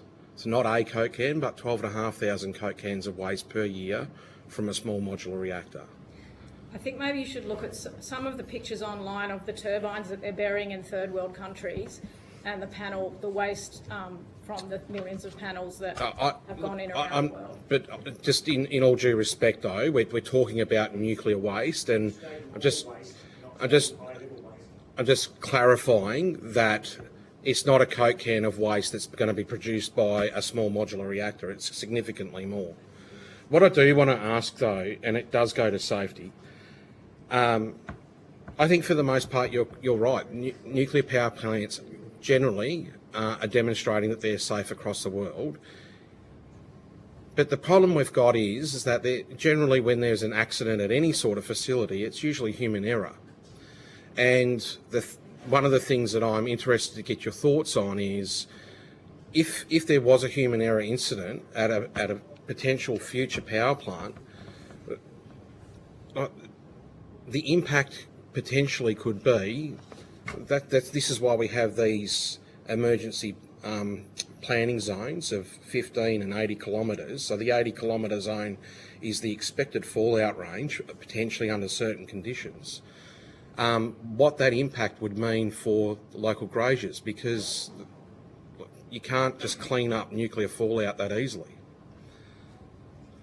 So I'm just most power stations would have a fairly significant risk around them. I'm actually more worried about the lithium-ion battery city that's going to be through our fence. When these things catch on fire, they have stranded energy, they cannot be put out. In the UK, they have a 15-kilometre exclusion zone where they evacuate everybody around these batteries when one catches on fire. Unfortunately, no one will be evacuating our livestock. There are several farms that have to go past the solar site to get out. Look, so I think all energy generation methods have got dangers. I don't think the smart countries around the world would be building nuclear if they didn't have fairly good... I respect what you're saying, but I just want to highlight the fact that you've said on the record now a number of times about the potential pollution in the area. I'm just a little bit at odds as to... I understand the immediate impact of a lithium-ion battery catching fire. It will burn itself out at some point within a few days, and I don't disregard the fact that there's going to be an impact on yourselves and other people within the local area. But surely there has to be concern that if worst case scenario something did happen, that the fallout range that can be up to 80 kilometres, I'm not hearing any concern about that. I'm just a little bit uncertain why. Yeah, well, I don't know much about that either, but I know there was David was telling us of one in the US that whatever it does melts down, but all the safety mechanisms shut itself down with no human interaction. I mean, it was as safe as anything. It overrode the human error. Yeah, it overrode the human error. Was it Three Long Island or somewhere? And their gravity, they don't use power now, they use gravity to shut themselves down to avoid the incident that happened in Fukushima where the power was cut out, wasn't it?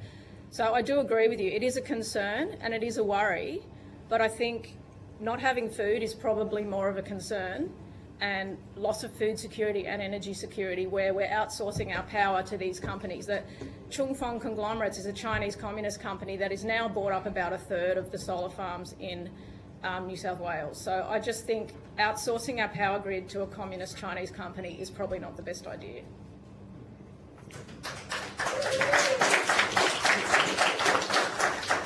Thank you, Mr. Bennell, and thank you, Mr. and Mrs. Creed, for your time today. If you've been asked to provide any additional information, including questions on notice, please forward it to the Secretariat by Wednesday, the 4th of December 2024. Please note that your responses to questions on notice will be published on the website as a submission to the inquiry.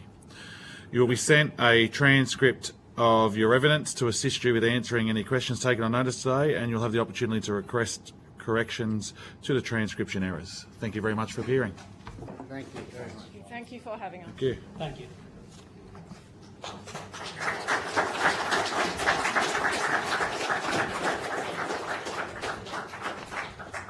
I now welcome Councillor Goodluck.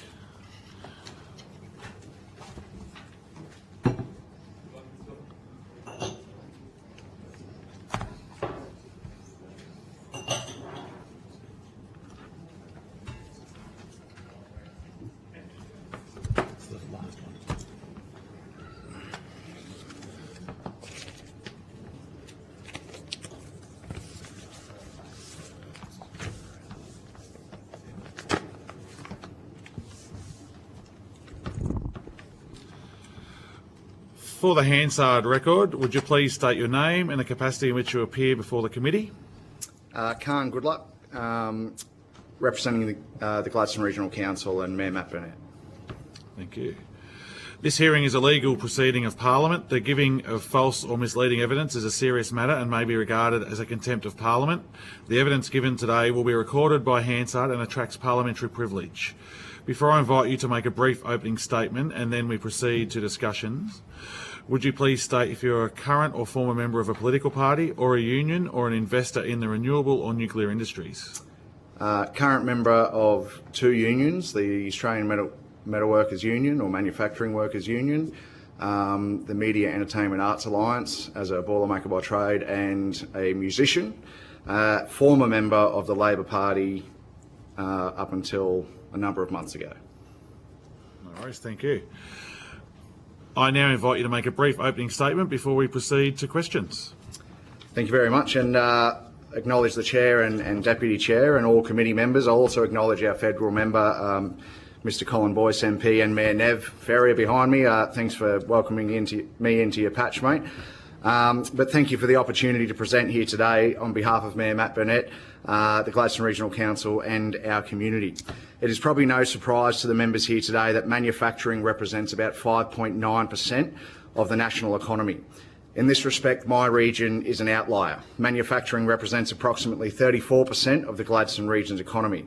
We are a region that still makes things. With 2 alumina refineries, an aluminium smelter, a world-class port facility, 3 LNG gas plants, a coal-fired power station, among many others, and more recently an electrolyser manufacturing facility, a high-purity alumina production facility, and future industries such as hydrogen, biofuels and green chemicals on the horizon.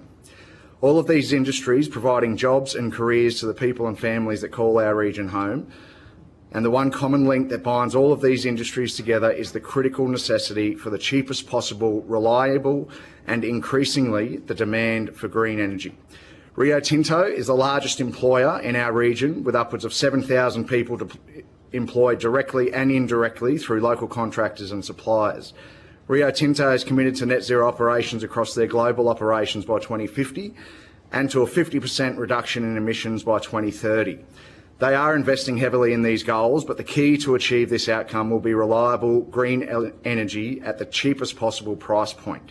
We need reliable renewable energy now to sustain the existing industries we have and establish the industries of the future. This is why the Gladstone Regional Council was the first local government in Australia to commission and release a 10-year economic transition roadmap to focus on what's needed to sustain the jobs of today for our community as well as create the jobs for tomorrow. Thank you, Councillor Goodluck. I'll start with a question on this one. Did the Deputy Chair or any elected members of the Liberal National Party contact your council about building a nuclear reactor on the site of the Callide Power Station prior to 19th of June 2024?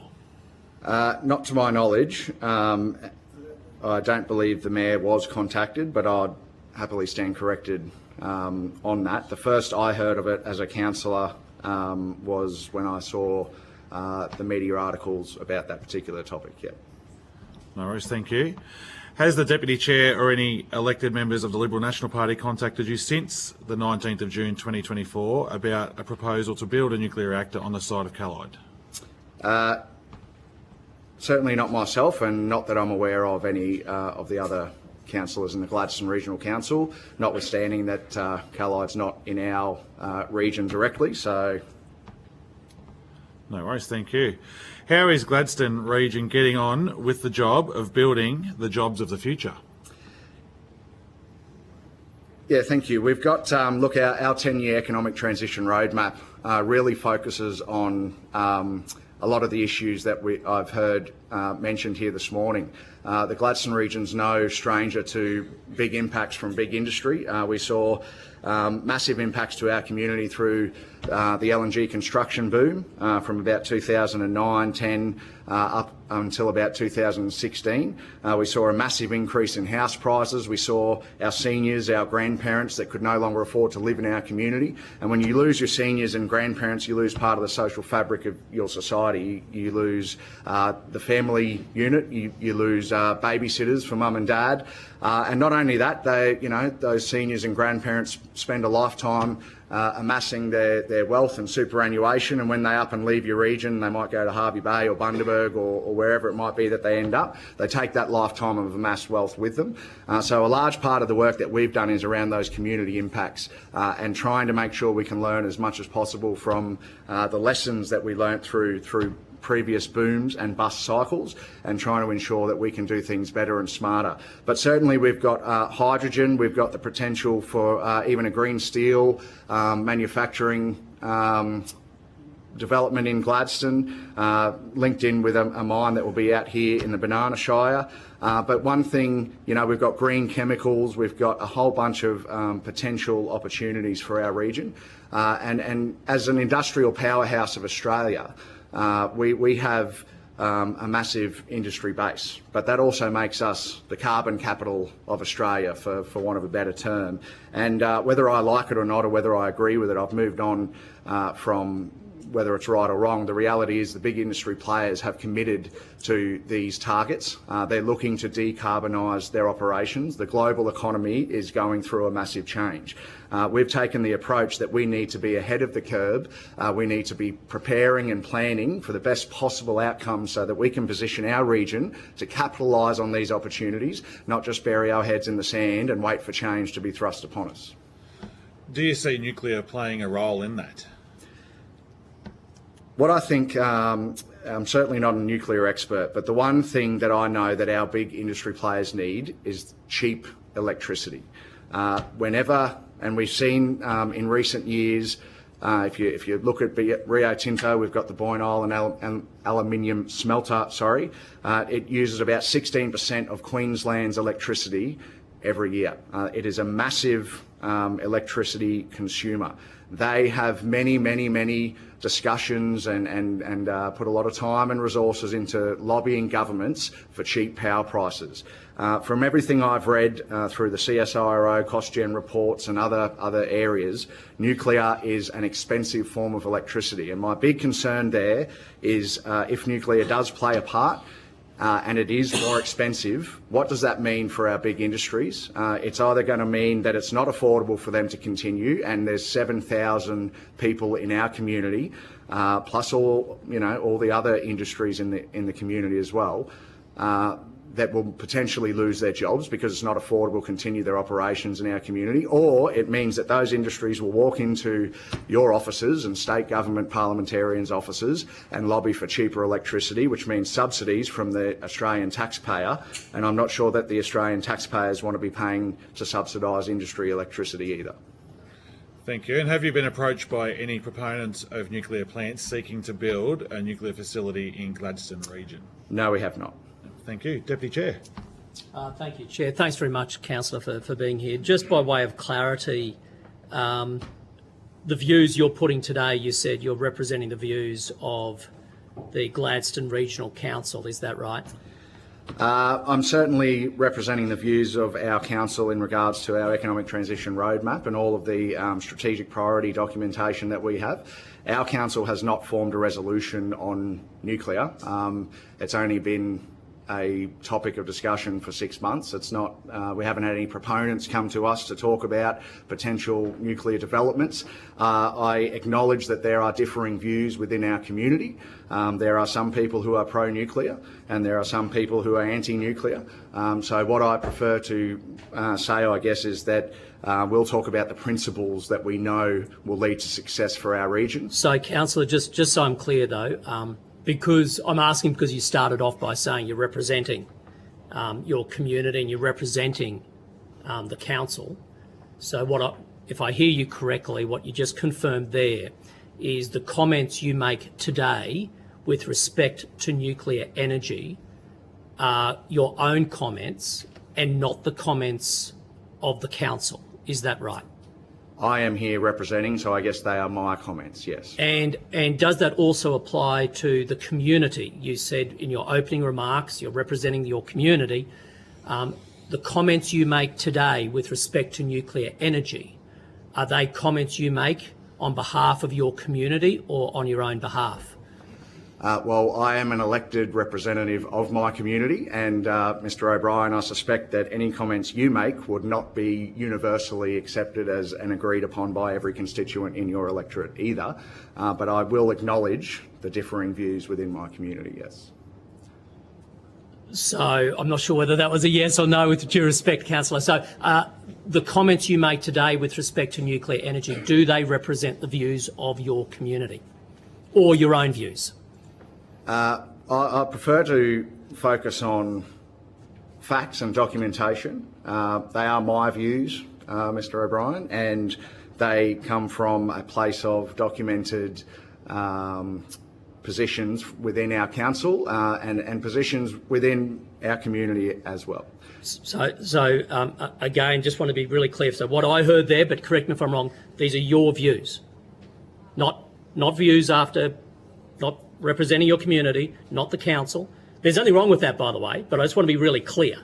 I'm a little bit confused as to the question. Have you done a nuclear plebiscite? No, we haven't. Thank you.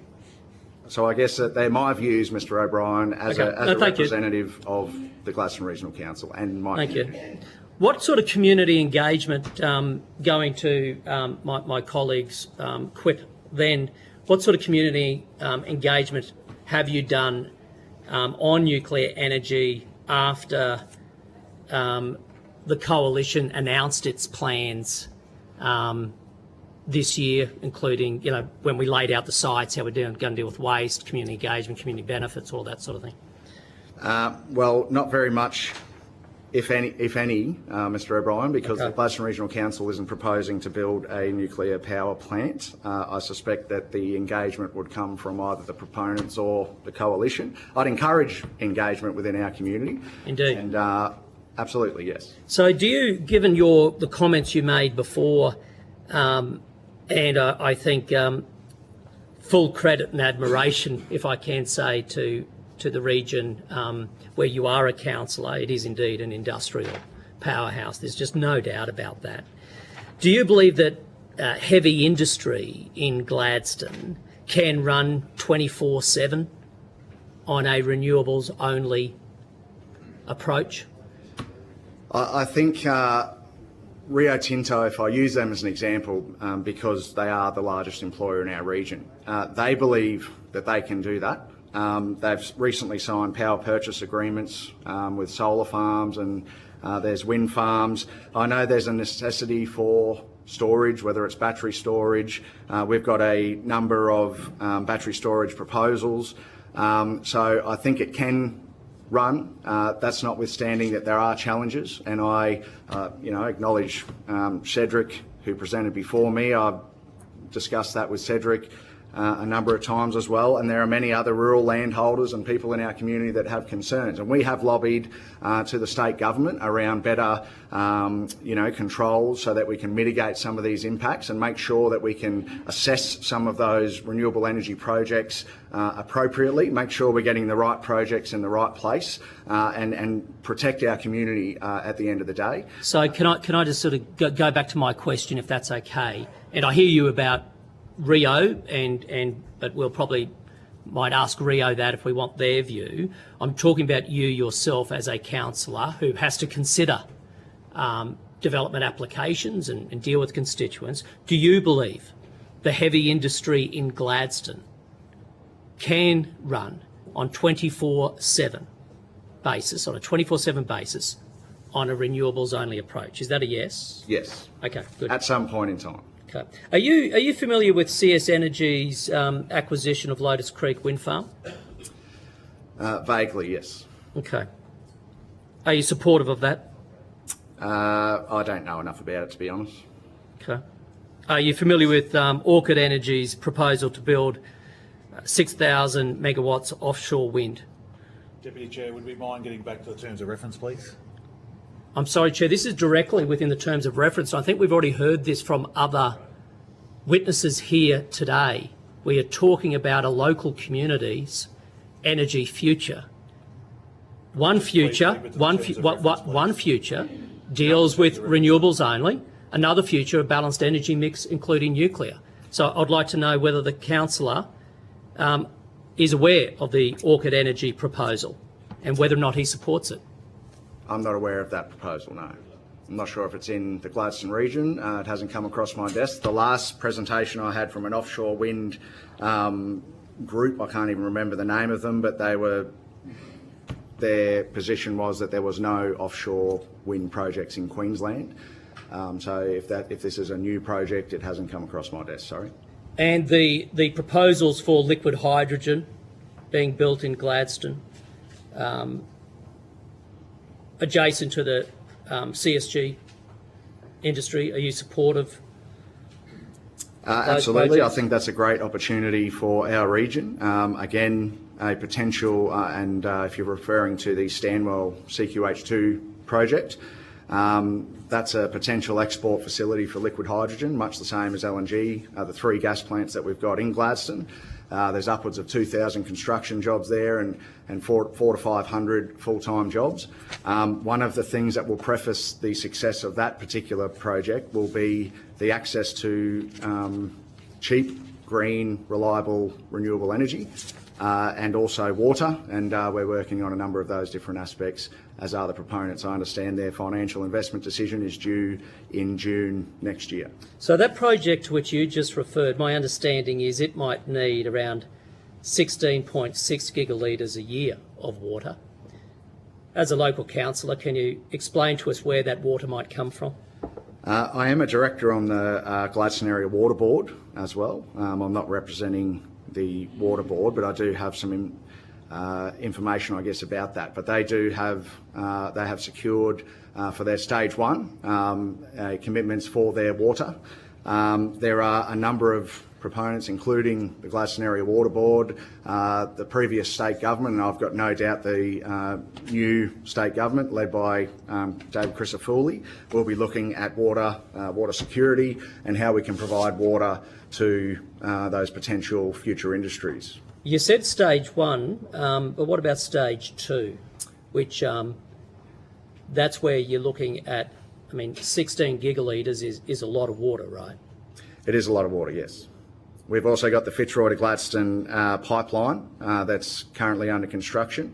I believe that will be coming on board 26 or 27, and that will provide extra water security for the region, linking the Fitzroy River to the Awonga Dam. It essentially enables the Awonga Dam to recover and turns it into a giant water reservoir, for want of a better term.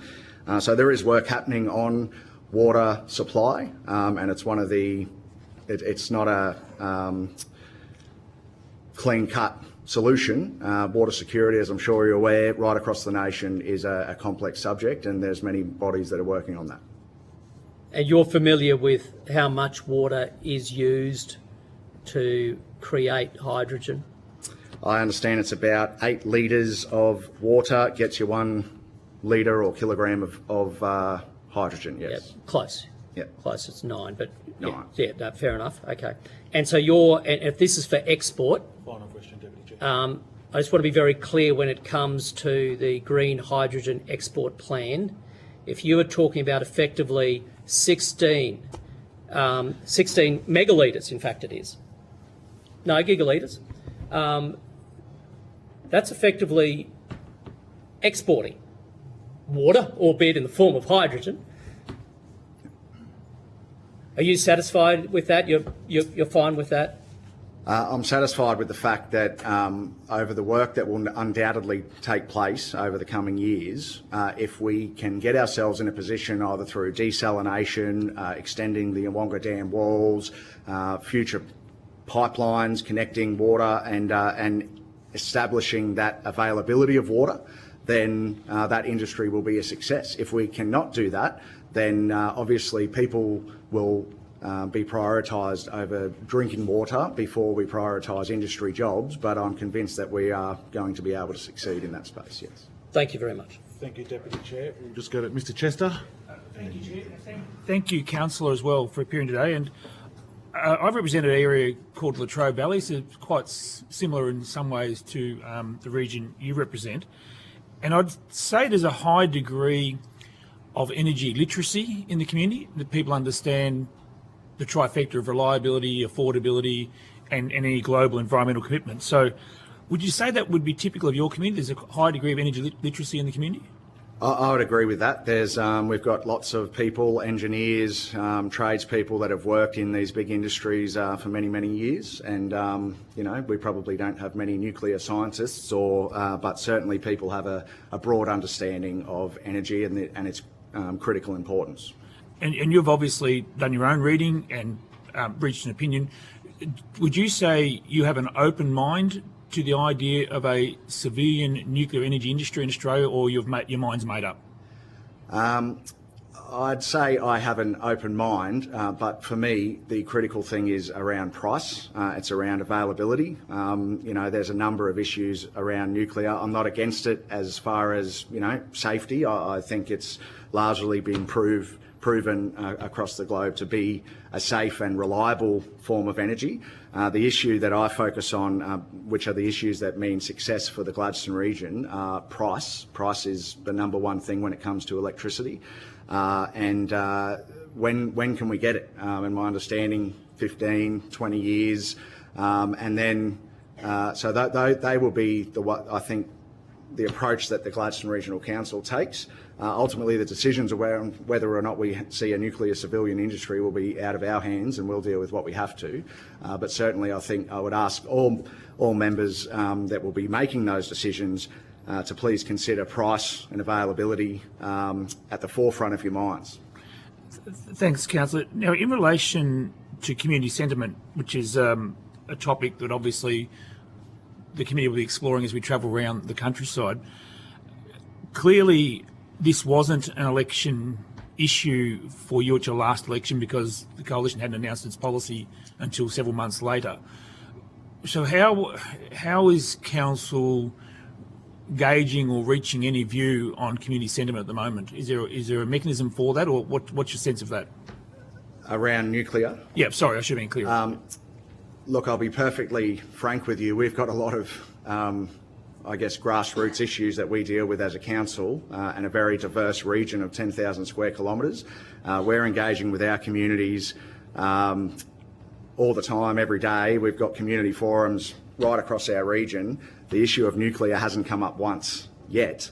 I'm sure it will at some point in time, but the approach we're probably taking now is leaving the nuclear debate to other more appropriate levels of government and or bodies. So prior to the coalition's policy announcement and post the announcement, you've held forums, and in those community forums it hasn't. Yeah, but that was prior to the announcement. No, I think it was after March this year, but it didn't come up as a thing. No, but sorry, just for clarity. But what I'm saying is, it's not coming forward as a front of mind issue in the forums either before the announcement or since the announcement. Mr. Chester, when people approach me, they're usually asking me about, gates and grids, roads, rates, rubbish. They're talking to me about those sorts of grassroots issues. The nuclear debate is not something that people would reach out to me for in general, and that's just my experience. Yeah. Thank you. And just in relation to council's view, as stated by the Mayor in a media release last year regarding the AUKUS program, Gladstone City Council openly campaigned for a major role in AUKUS for nuclear-powered submarines, either servicing or maintain the fleet. Is that still council's view? Yes, the advocacy came from the Central Queensland Regional Organisation of Councils. There was a lot of work done there. Gladstone's advocacy wasn't specifically around nuclear submarines, but it was around naval fleet presence in Gladstone. And if that did or did not consist of nuclear submarines, then we would look at that. But certainly there are numerous other opportunities around naval fleet that may or may not be nuclear submarines. I'll have to refresh my memory then in relation to the press release, but I thought it referred specifically to the AUKUS agreement, which is a nuclear-powered submarine fleet. The question is around, again, community sentiment and the consistency of council's position in relation to nuclear. If council's view is AUKUS with a nuclear-powered submarine is good for Gladstone or good for Central Queensland, I'm wondering how you get to the point where we're saying now nuclear energy is not good for Queensland? I'll probably just clarify. I don't believe that I have stated once here today that nuclear energy is not good for Queensland or that Gladstone Regional Council is not supportive of nuclear energy. Again, I have tried to align it with the principles that our council and our community knows will lead to success, and that is around the cheapest possible price point, the availability. The Gladstone Regional Council has not formed a position on whether we do or do not like nuclear. What we know is there's a whole bunch of other things that we need for our region to maintain its economic stability and future economic success. And I do question, personally or in my capacity as a councillor, whether or not some of those principles will be realised by a nuclear energy industry. And final question, Chair, if I may. Just in relation to workforce, you touched on you have a skilled workforce in heavy industry. The transferability of those skills, is that something councils reflect on at all in terms of how you maintain good, secure, well-paid roles with the energy transition that's underway around the nation? Absolutely. That's something that we work on, and we've got a very highly skilled workforce, and transferable skills are absolutely a part of that asset within our community, yes. Thank you. Thank you, evidence. I appreciate it. Thank you. Thank you, Mr Chester. Mr Perrott. Thanks, Chair, and thanks for your evidence, Councillor Goodluck. I'm just interested in that interplay between Gladstone Shire and Banana Shire in terms of water. And I should stress, I think we're getting the Gladstone Area Water Board later today, so I realise you're connected with it. But my understanding is the last 60 years, Banana Shire has had 11 periods of declared drought.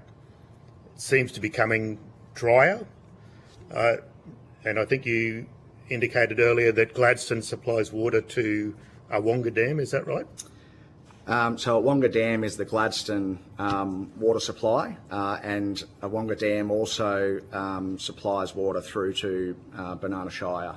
Pumped over the hill. Pumped over the hill by Pumped pipeline. over the hill. Yeah. Okay, it's good to have cheap electricity, I guess, if you're going to pump water over hills, I guess. Yeah, definitely. Yeah. So in terms of water supply, I think Mr O'Brien asked you questions about hydrogen and industry using that water, but at the moment Gladstone is definitely supplying water that is used in the Callide B and C power stations. Is that correct? Look, I'm not an expert on Callide's water supply. I understand the power station runs via some river system water. Yeah. Okay. But there is a pipeline that's used for. I should be asking the residential purposes. I'm the sure Mayor of Banana, but yeah. The evidence we had yesterday when we toured the mine, and I just wondered. So with industry expanding and with 7,000 people working for Rio Tinto, and they're committed to, and they run 24/7, is that right? 24/7 operations, the two alumina refineries and the aluminium smelter, yeah. Okay, I've had the joy of inspecting both of those over the years. So 16% of Queensland's electricity, and Queensland's a net exporter of electricity. So water has been a big part of Gladstone's development, I guess. Absolutely, and water security is a huge issue for everywhere, but certainly no exception for the Gladstone region. The Awonga Dam, unlike many other regions, supplies about 80% of its annual water to industry use and only about 20% for residential consumption. Most water supplies are sort of the other way around.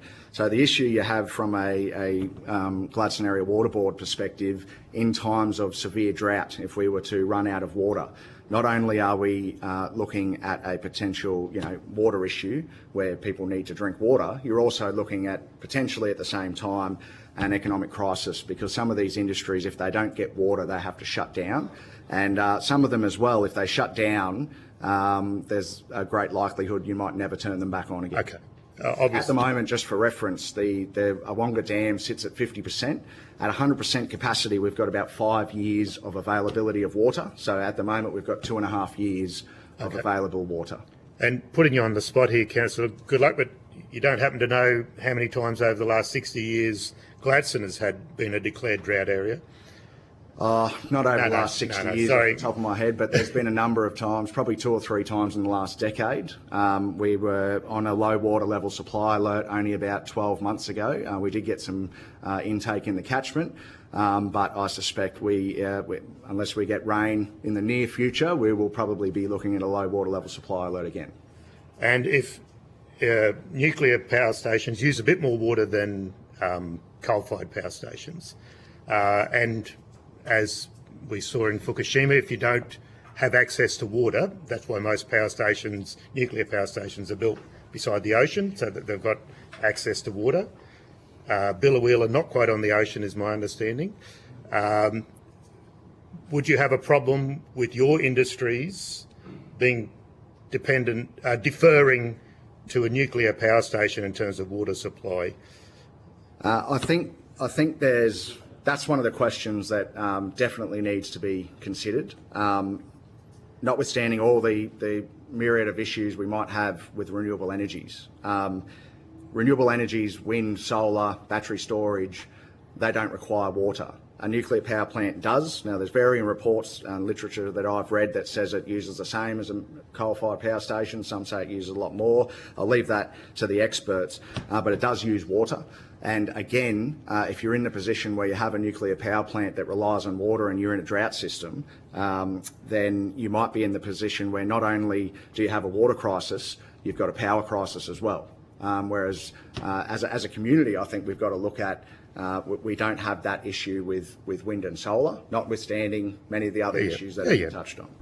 And you've been here for all the evidence today, I think. I got here at about 9:30. Sorry. Okay. Yeah. All right. Thanks very much. Thank you, Mr. Perrott. Mr. Burnell. Take it, go first. Oh, yeah. Mr. Deputy Chair. Thank you, Councillor. You're talking about the importance of low cost energy, which I think everybody hopefully would agree with that importance. Are you aware of the Department of Energy in the United States, which recently did a study comparing the cost of a renewables only grid to a renewables plus nuclear grid? I haven't read that report, no. And its conclusion was that when you have nuclear in that mix, it's 37% cheaper. This is similar to what I have found internationally, which is why other G20 nations either are using nuclear energy today or moving towards it. And you have evidence from whether it be the Japanese or the Canadians that one of the reasons they want nuclear is it brings prices down. If that's the evidence we're seeing around the world, my question for you is this. If indeed the economics say that, like the rest of the world, nuclear in the mix will reduce prices for users in Australia, would you therefore be supportive of nuclear in the mix? Subject to engagement with our community, I think I would be supportive if that was the evidence. I'm conscious of the fact that the American report that you referred to might be in regards to the American context where they have an established nuclear industry, and I'm conscious of the fact that we do not have an established nuclear industry in this country, and that means that the expertise and the skills that we have to get here will most likely have to be imported. That's probably going to come at a cost premium. It's going to take time. But certainly I'd be open to that. The one question I would have about price and cost. I was reading on the World Nuclear Association that they state that there's about 90 years worth of uranium, of measured uranium across the globe. About 28% of that is in Australia. If we're 15 or 20 years away from an established nuclear reactor in this country, that brings you down to 70 odd years. Arguably, if the nuclear plant is an 80-year lifespan, it might be lucky to see out the lifespan of its production capacity. And then when we talk about cost, I'd really like to look at those future generations. Are we going to spend billions of dollars potentially setting up a nuclear industry that in 70 or 80 years' time we might run out of uranium and leave for the next generation another situation where they have to totally transform their energy capacity production in this country. So now again, I'm not an expert, but I'd like to put that for consideration to you guys who will no doubt be making those decisions. And you make those comments. Deputy Chair, would you just be able to table that report too that you were speaking about? Happy to. As opposed to what lifespan? If you're saying you have to, in another 80 years' time, if we had nuclear power plants to 100 years' time, another generation would have to replace it. What's the situation with renewables? How many years before you'd have to replace renewables? Final question too, Deputy Chair. Well, my understanding in talking to the proponents, you know, your wind farms and solar farms last about 25 years. Thank you. So I have one last question. Sorry to cut you off, but I'm conscious for the Chair's giving me one last. So you talked about about water requirements and, you know, liquid hydrogen exporting and its insatiable demand for water. And that nuclear power plants use comparable amounts to coal plants. Are you familiar with different cooling systems for nuclear plants? I mean, you got wet, you got dry, you got hybrid, you got advanced cooling systems, all of which have different water requirements. Are you familiar with those different cooling systems by chance? Vaguely, yes. And what's your conclusion you draw with respect to any risk of water based on that knowledge? Well, again, I have read some literature around the dry cooling, and that comes at a great sacrifice of efficiency, which probably drives up the power pricing more.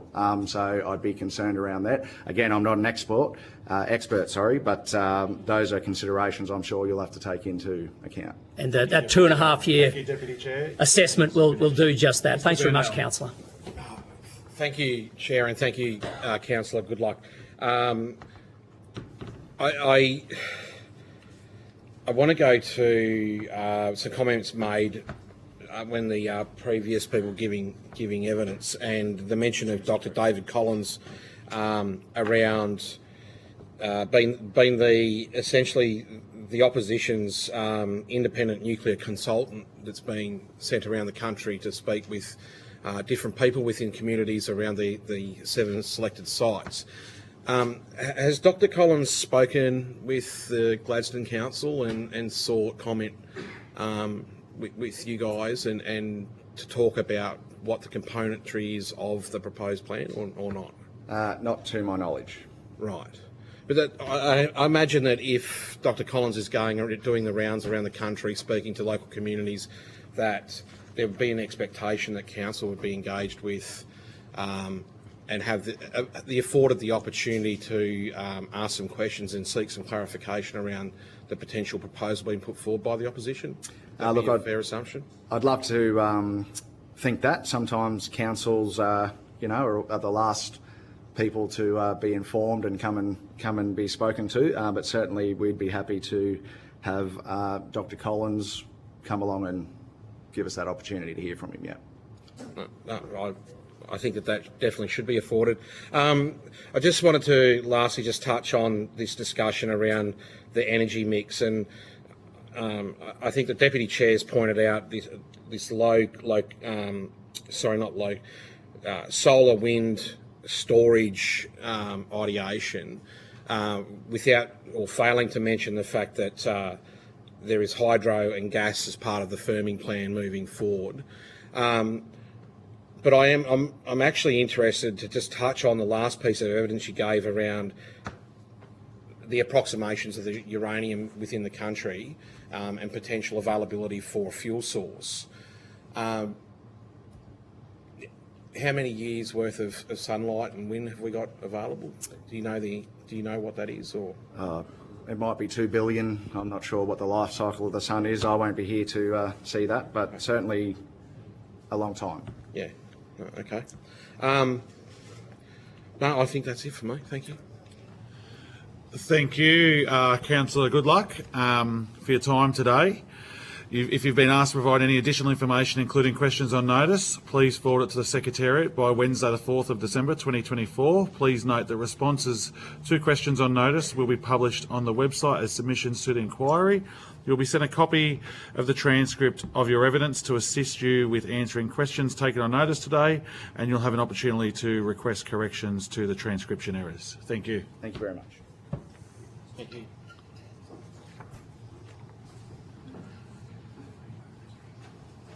I now welcome Mr. Nunn and Mr.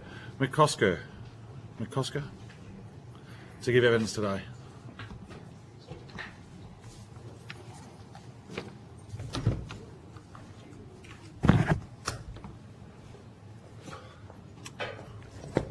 I'll let you settle down for a sec. Let me know when you're ready.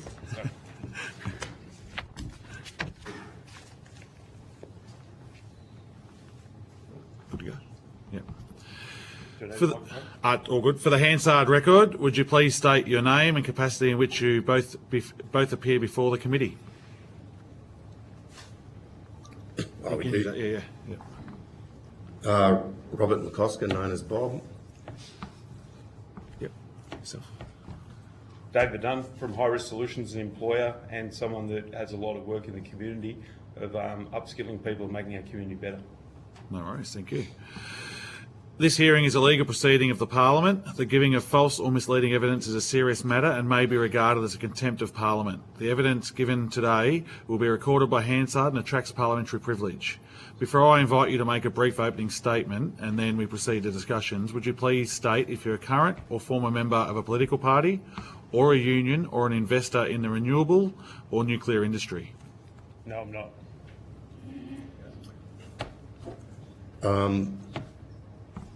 I do have a large investment portfolio, so included in that was shares in renewable energies, which we sold out about 2 years ago because the market crashed out because of the success of them and the perceived success in their use. I'm currently invested in uranium, as that is now heavily seen in, and I'm talking in an international scene here, not in Australia. No worries, thank you. And I'm in no union and in no political party. Thank you very much. I now invite you to make a brief opening statement before we proceed to questions. He's throwing you under the bus. Here we go. Well, I guess if I can introduce myself, I own a medium-sized construction business, civil construction. Yeah, we employ 400 odd people, so I guess I have some commerce knowledge on the basis of that. 30 years in business. I own and operate a sea turtle hospital, which sort of doesn't align, but it shows I have a very clear and strong sense of nature and what's actually going on in the world as far as human existence, I guess. I'm also a major shareholder in a business that we've been working on for over 12 years, which works in the carbon space, that measures carbon sequestered into soils. And so I've got a very distinct knowledge around what happens with CO2 and how that whole system works. So I guess that business is all about training farmers to operate in a regenerative agricultural environment, which in itself then, by nature, sequests CO2 out of the atmosphere into the soils. It increases the productivity of all their properties, and it has a major effect, obviously, on the CO2 in the atmosphere, if you were to believe that the CO2 molecule is going to influence your life. Yeah, we've had massive successes with that, and I think it's an area where you guys are all federal pollies, I assume, so there's federal legislation around that's been created very strongly. Very tight legislation that's been created over the years, and there is absolutely no political focus on it whatsoever, where we can actually have nature do the bulk of the heavy lifting that we're talking about here. And I'd actually refer to the Paris Agreement that a lot of you people do talk about from time to time. And the cat's cry at the end of the Paris Agreement was 004. And I don't know if anyone in the room is aware of what that means, but it was if we could lift the carbon content on the soil on the planet by 0.4%, the entire CO2 issue would resolve. Now, what we have proven over years of very heavy research, and the technology we use is CSIRO technology, shows that we can lift it way, up to 5 and 6%, not 0.4%. So there's a massive, so I guess that's just registering a conflict of interest and another way of achieving the goals that people are trying to achieve here. I guess that's my nature side and my environmental side, which, you know, I would class myself as an environmentalist greater than most probably a capitalist. But this whole debate around cost, and as Khan has said, you know, he wants to have electricity supplied as the lowest cost form. This directly relates then to the Gen Cost report, which I'm sure everyone in the room has read and had had a great time doing it. I would also assume that no one could even understand a single word in there. And from a commercial perspective, I would go so far as to say that it is the greatest load of junk that I have read in my 30 years of 40 years of my industrial life. You know, as someone who deals with contracts and deals with costs, and our life lives on that as a business. If we do not get our costs right, the same as the creeds, if they don't get their costs right, we go broke. And then you read this, man, what a joke. And I would just like to, I guess, read the very, very first page of the Gen Cost report, 24-25, so everyone can understand the basis upon which, and this is not pointing to the Labor Party, Liberal Party started this. This is federal government. The basis upon which all their decisions are made, and Bowen stands up on a daily basis and says that the cheapest form of energy is renewables, wind and solar. CSIRO, who wrote the report, within the report claimed that it's a conjoint effort between them and AEMO. AEMO, in any interview, completely distances themselves from the document because they don't want to be associated with it. CSIRO themselves have added this to it's the very first thing you open. CSIRO advises that the information contained in this publication comprises general statements based on scientific research. We're basing every one of these decisions on research that hasn't even been done. It's nothing but a disgrace. The reader is advised and needs to be aware that such information may be incomplete, and to add a bit, I could drive any one of our semi-trailers through nearly every single page of this document. So, may be incomplete or unable to be used for any specific situation. No reliance or action must therefore be made on that information without seeking prior expert, professional, scientific or technical advice. And this is the piece of junk that you guys, are forcing us and down the throats of those poor people, glass walls, you know, the asbestos of the future. That is the basis of it. And they clearly tell you on the very first page that it is junk, that they won't rely on it. So what the hell are we doing? Yeah, why isn't there? We're here to talk about nuclear. As far as I'm concerned, I mean, coal is the cheapest form of energy. I don't think anyone would disagree with it. Even in there, they give us some indication of it. But Coal is the cheapest form.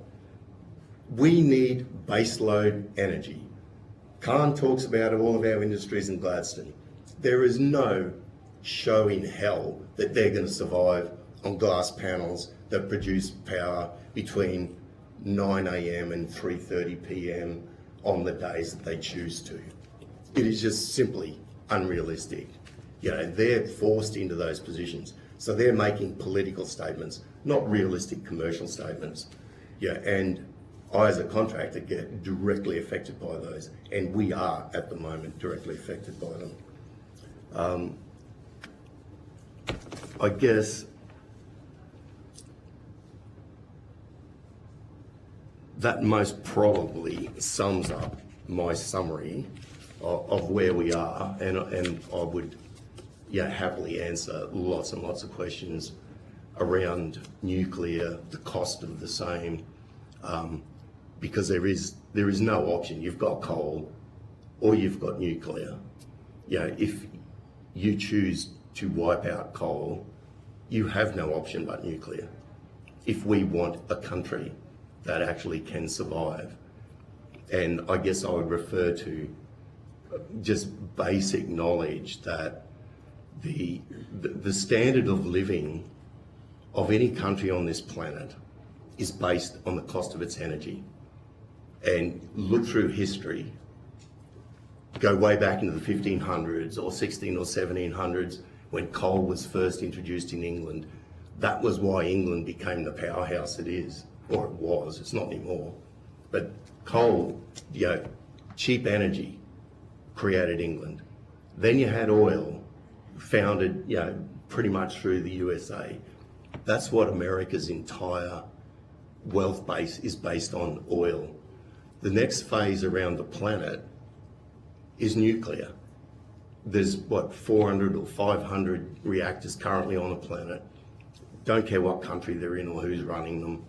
There is equally another 500 in the process of design or build. So nuclear has been accepted worldwide. Yeah, it is the future, hence I've got shares in it. But yeah, it's the future if you're after green energy, and I don't argue with that. And as far as cost, if I could impose just a second longer to give you, I guess, an example of what this Gen Cost Report 23-24 says. The entire way through that report, it talks about the cost of energy, the cost of installation of energy. So it talks about how much it costs per megawatt to install nuclear, how much per megawatt to install solar, gas, all the rest of it. That's the base, that's what they talk about. That bears zero, nothing, nil. There is no relationship between the cost per megawatt installation and the cost of power. Has anyone read Gen Cost Report and actually worked that out? There is no relationship. And this piece of junk only refers to the cost to install. And naturally, a nuclear power station is going to cost more than a piece of the asbestos of the future, a glass panel. That, you know, I think one of the questions relating to how does that, all the chemicals and that get out, a hailstorm will do it in about 2 minutes. That's how they get out, to answer a question there from before.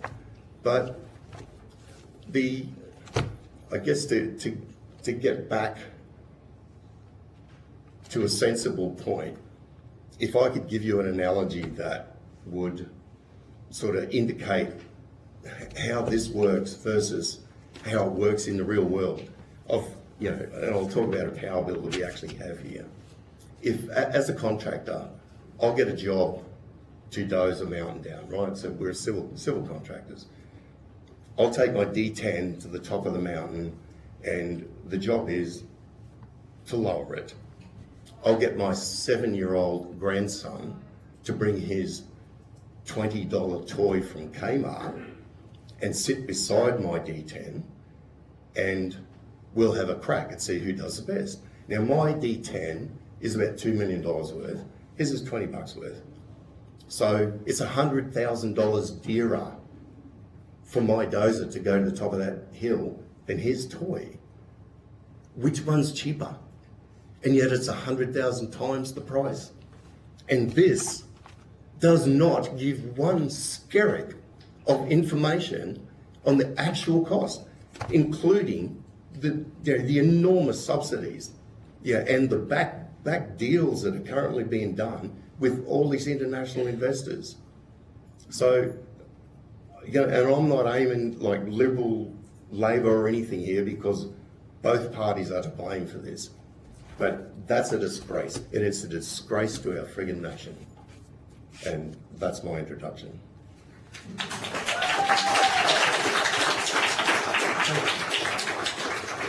Thanks, Bob. Looks like I'm off the hook. So I'm David Nunn. I have a scaffolding company here in town, and lagging and insulation, in Gladstone, with over 100 people in it. We do a lot of work in the power station, the mine site, and other areas. One of my biggest passions is I run a project called COGSI that endeavours to work with young people to move them for the future, and to work to upskill our community and make our community a better place. So that's my one, and here to answer any questions. I'm also a part of the Central Queensland Nuclear Alliance. It's a group of business owners that that want to see nuclear one day, want to explore the avenues, and want to link people that are interested in it to lift the ban on nuclear. Too easy, guys. Thank you for coming in today. The committee has heard from experts in meetings we've already had that nuclear, even if we started today, would be at the very least around 15 years plus to do. This includes community consultation, establishing a regulatory scheme, site selection and construction timelines. Given that, what role do you see nuclear will play, considering we have 90% of coal-fired power stations coming offline by around 2035? What are we going to do in between there? I'd ask why the power stations are coming offline if we don't have baseload power to back it up.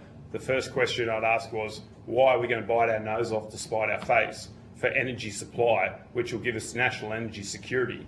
And, you know, yes, we have renewables, and I don't have anything against renewables.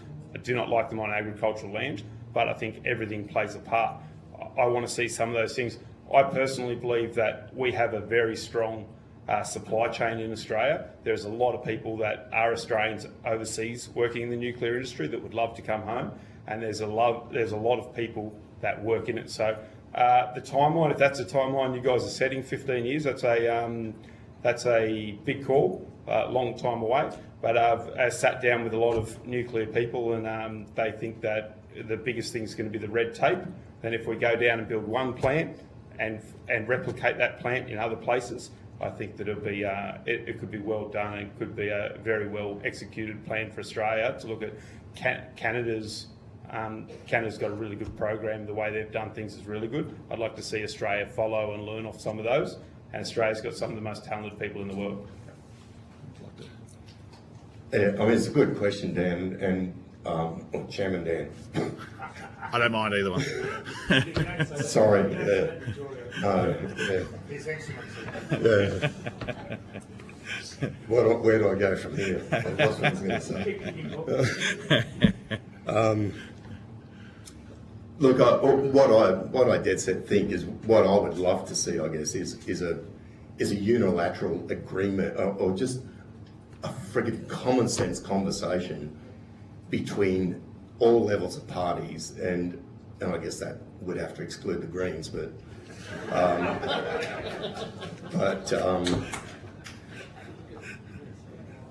to actually nut this out and sit down with common sense people like the people here who, and not the people who wrote that, not scientists, not Oricon, who don't have the experience to do what they've pretended to have done here, but sit down and actually map it out.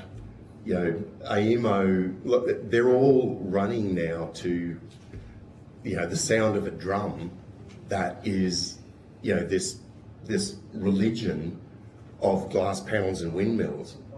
as though it's going to solve everything, and it is not. You know, what that document is a $500 billion waste in this country. If we stood by that, it is a joke. And at the end of the $500 billion, we'll be spending another $500 billion to rebuild it all. It's not real. And what we need to do is just have a sensible conversation, bipartisan, where you actually look at the lifespan of all of these coal-fired power stations that are currently existing. You may have to put new units in. That's what I would suspect.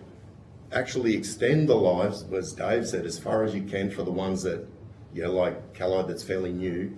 Extend where you have to, because even if it's 15 years to get nuclear here, that's going to be one plant. You can't build 7 at once.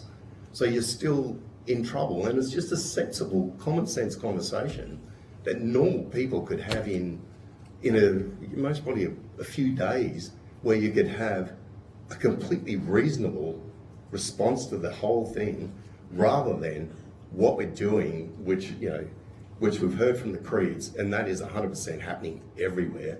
There are zero environmental controls on any of those projects, none. They're up there now, dozing the tops off, our Great Dividing Range. So we as humans completely shagged the country years ago. It cleared everything around them. So, all our wildlife, the koalas have gone up and they live in those mountains.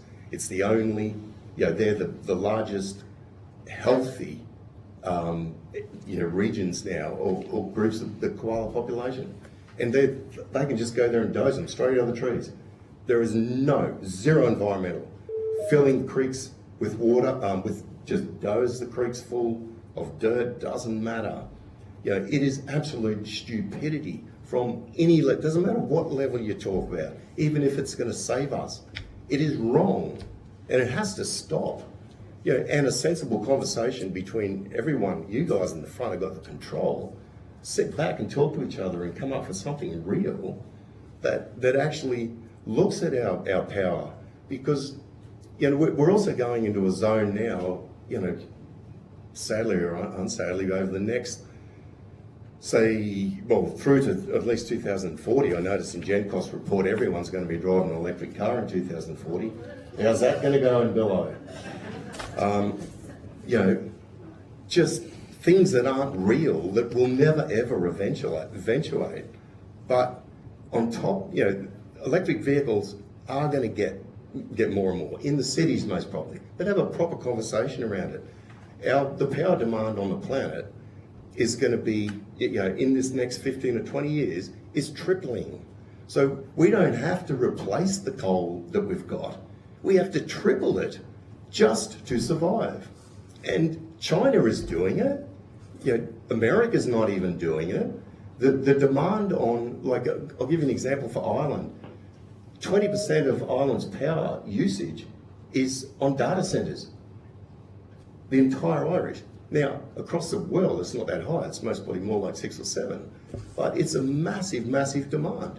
Microsoft are the ones that just fired up 3 Mile nuclear plant, 3 Mile Island. They've just done a deal with the owners of that. It was shut down in about 4 or 5 years ago, and it's now getting refired. And most of all your big companies, Amazon, Google, all of those, are all setting up deals with nuclear power to have green power to power their data centres. Australia, we need to be doing the same. We've got data centres right across this country. They're not going to be green powered.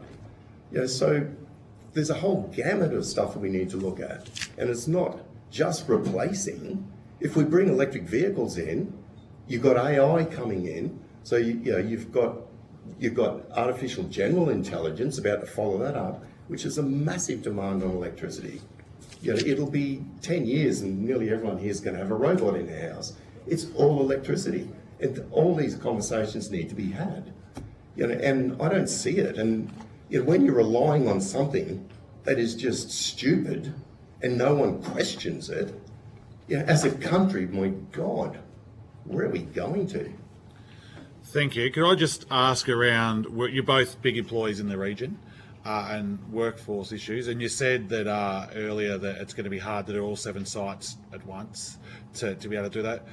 Through a worker's point of view, where would you see we would get the workforce, considering we already are struggling to get the workforces now, and skilled workforces to do this with the skills and quality that they need? So the biggest thing for me to see this, and I speak for myself saying this, I run programs for the youth. Once we lift the ban, we can get kids, like I work with a lot of different programs with youth, and there's so many kids that are pro-nuclear, and I ask them about, hey, have you thought about going into an industry for the some of the science kids and things like that?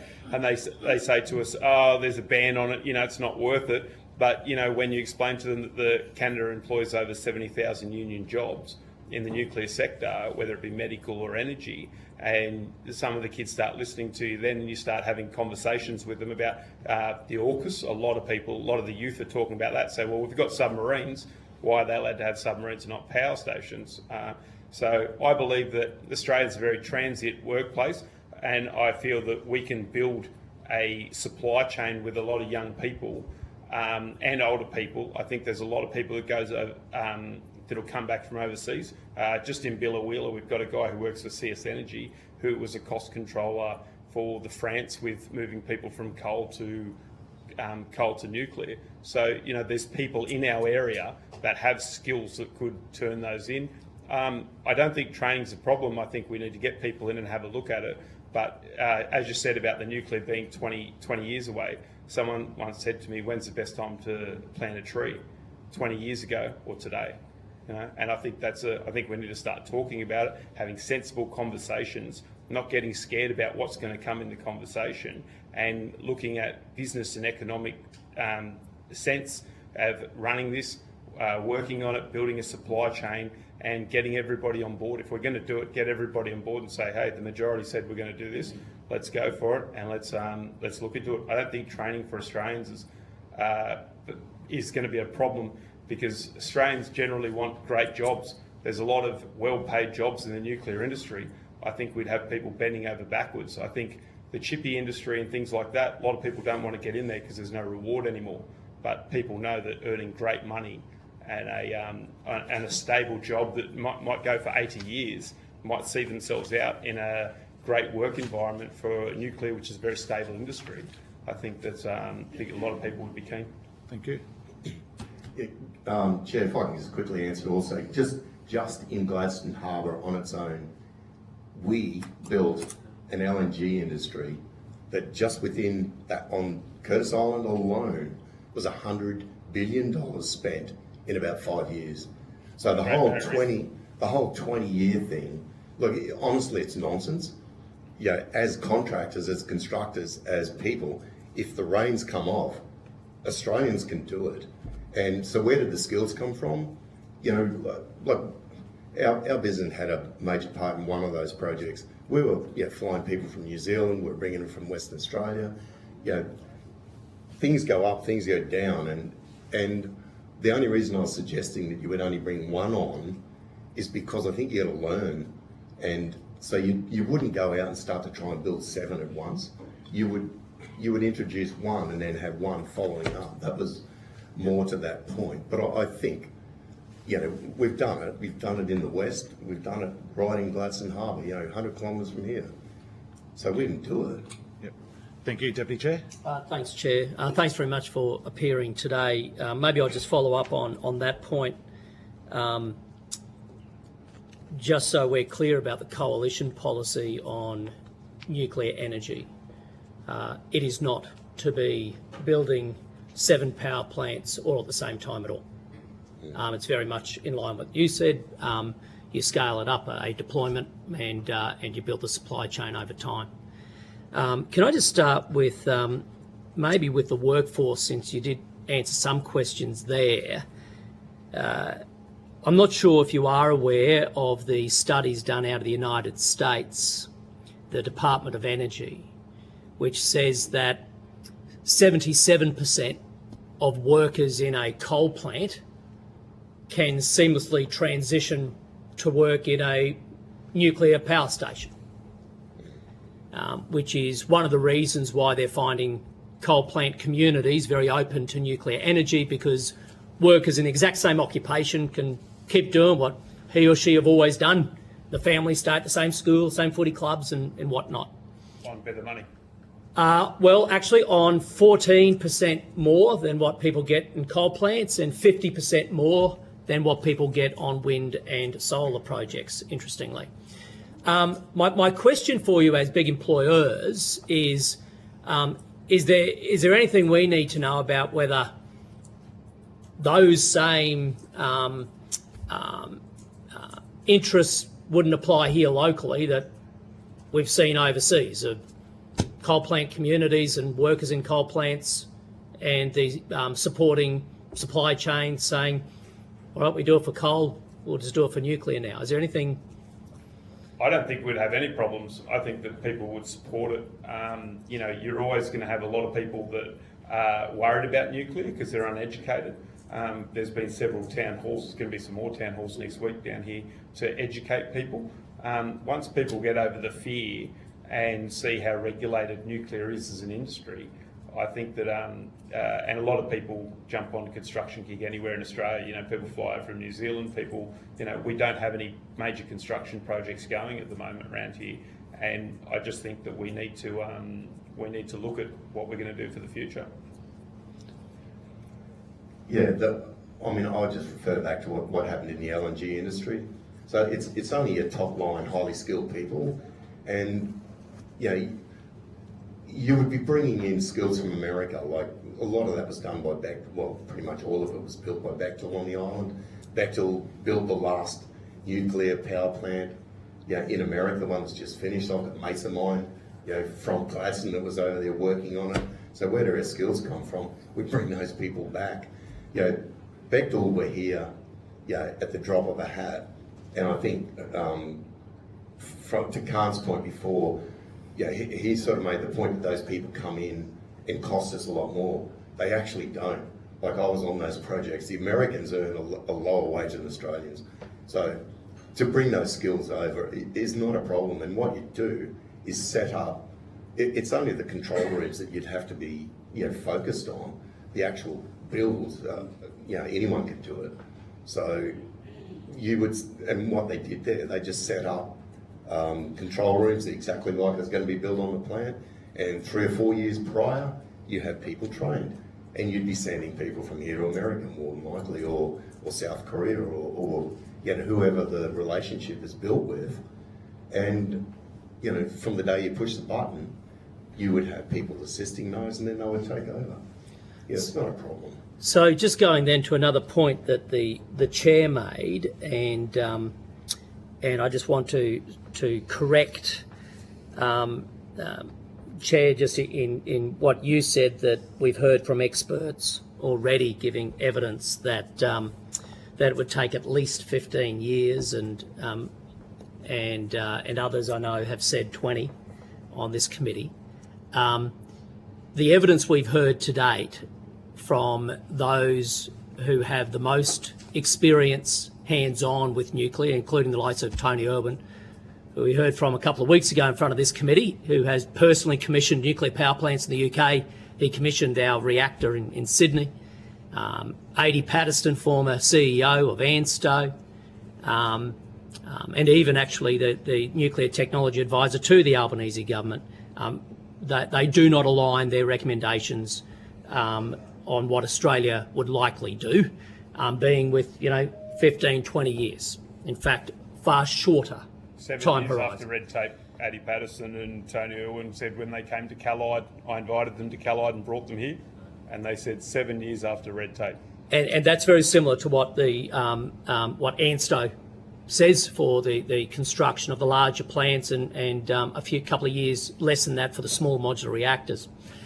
So my question therefore becomes, if indeed the International Atomic Energy Agency says a newcomer could take as little as 10 years, as much as 15, and all the other key people with nuclear experience are saying Australia, you know, could actually meet the same international standards elsewhere, is there anything you see in Australia's workforce or expertise that makes you doubt our ability to deliver big, complicated projects as well as other countries?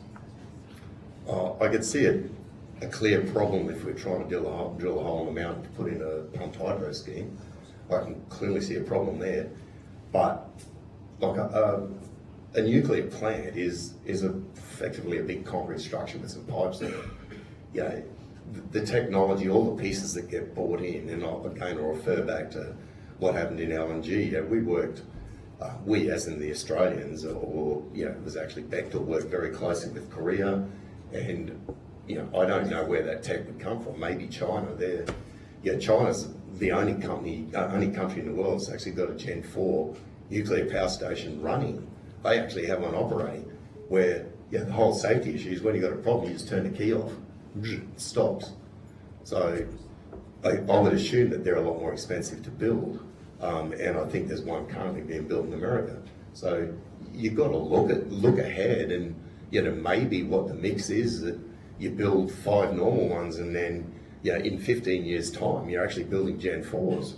That technology is growing. The learnings are on an exponential scale at the moment, especially with the technologies that we have, the computing powers that we have these days. But to answer your question, there's absolutely no reason. And with what Mrs. Cree dropped on my desk, if we as constructors were giving the power that these fools that are putting in all this, the wind and the solar, the way they're doing it, they're not Australians, none of them Australians.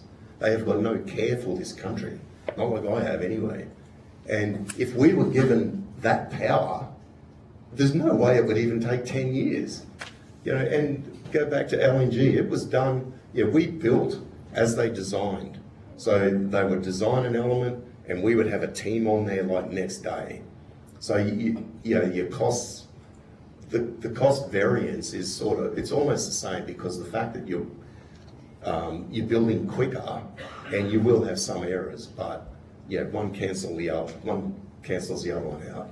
So it can be done. I've got no doubt that if everyone was on the same page and not telling porky pies, having the world's greatest pie shop here, then it would be easy, and we could all work towards the same goal, which is having the cheapest form of power that's available in Australia to give us a future, so that when AI and all the needs that come with it, the whole EV thing, we're geared. And cost of power or cost of energy relates to standard of living. And have a look at the standard of living over the last 2 years. We've had 10,000 businesses go broke in Australia in the last year. 7,000 the year before. 5,000 the year before that. So every year for the last, only in the last 3 years, it's a 36% or a third increase every year in businesses going broke. And it's because of that. It has got nothing to do with interest rates. It is this junk. Because, coming to Gladstone, we don't even have a restaurant anymore because they cannot afford their power bills.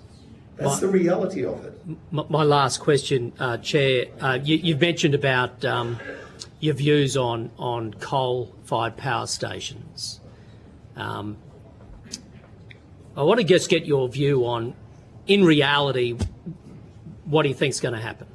And the reason I ask is, previously this morning we had a conversation about the current plan, which is the Albanese government's plan that the market operator has mapped out.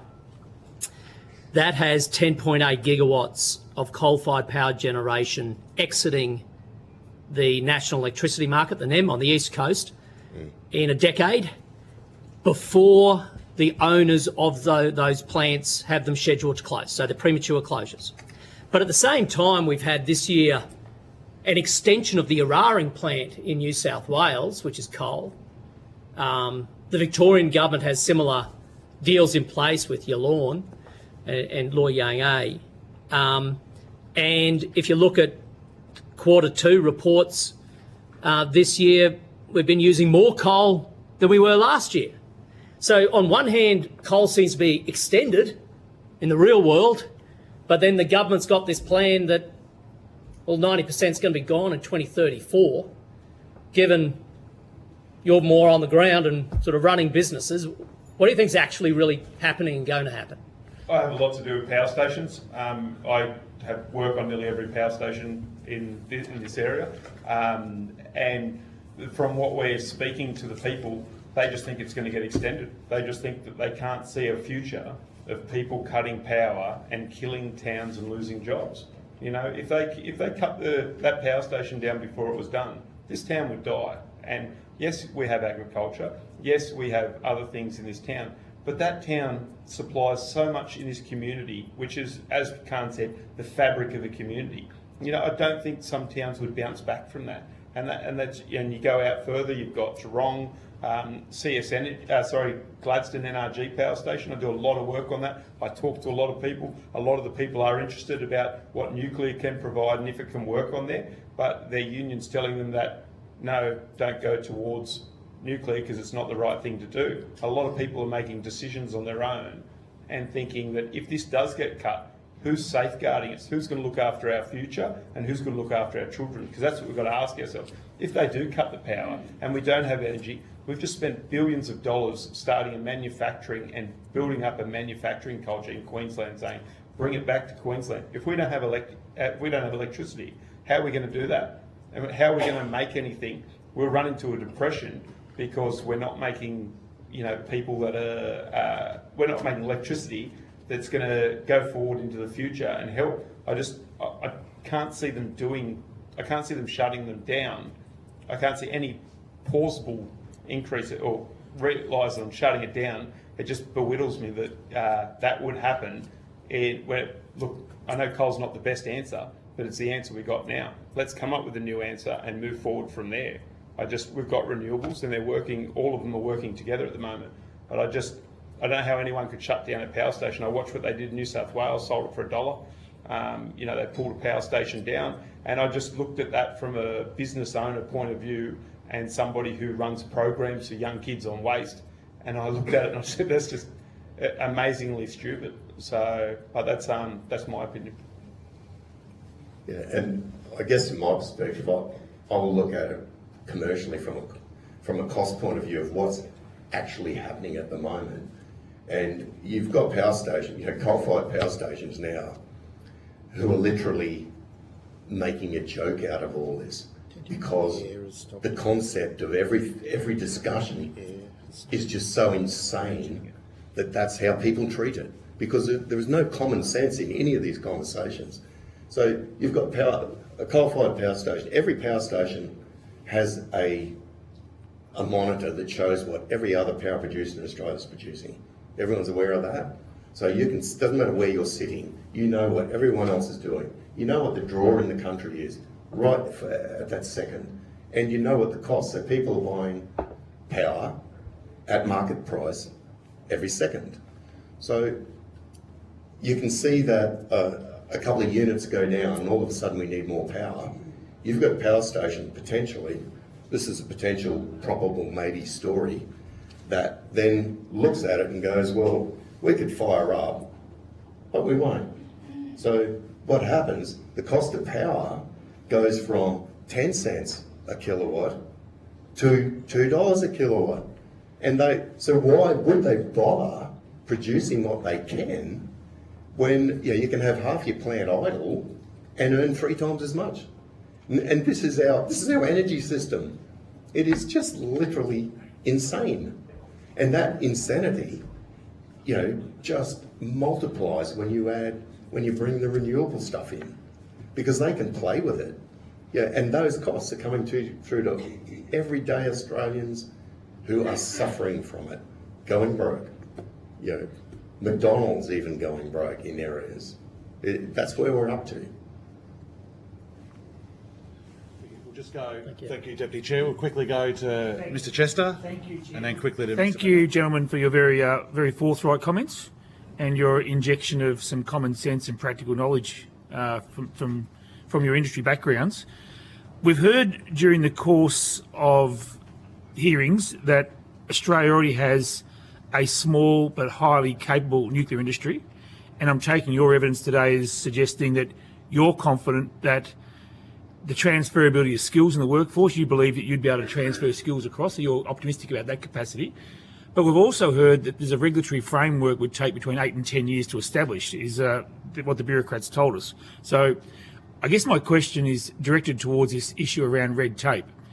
If this was a genuine national endeavour, do you believe we could achieve a civilian nuclear energy industry in Australia in a reasonable time frame if we could push through some of this red tape with the workforce and the skills that are highly capable out there already? Are you optimistic about that, or what's your sense there? I believe that we could definitely do that, but it's going to take support from both sides, and it's going to take to get all the industry experts together to write different reports and people on the ground to start seeing things. People need to go overseas and see how they're running the plants. We need to say a sister company, whether it be Canada, whether it be Korea, whether it be America. You've got India building them, India's building them and running them. So it just shows me how Australia can't do that if all these other countries are doing it. Yeah, it's you guys have got to get together and actually talk sense. It's as simple as that. Stop following junk and just listen to real people and come up with a solution. Everyone knows there's an issue. Just solve the bloody thing.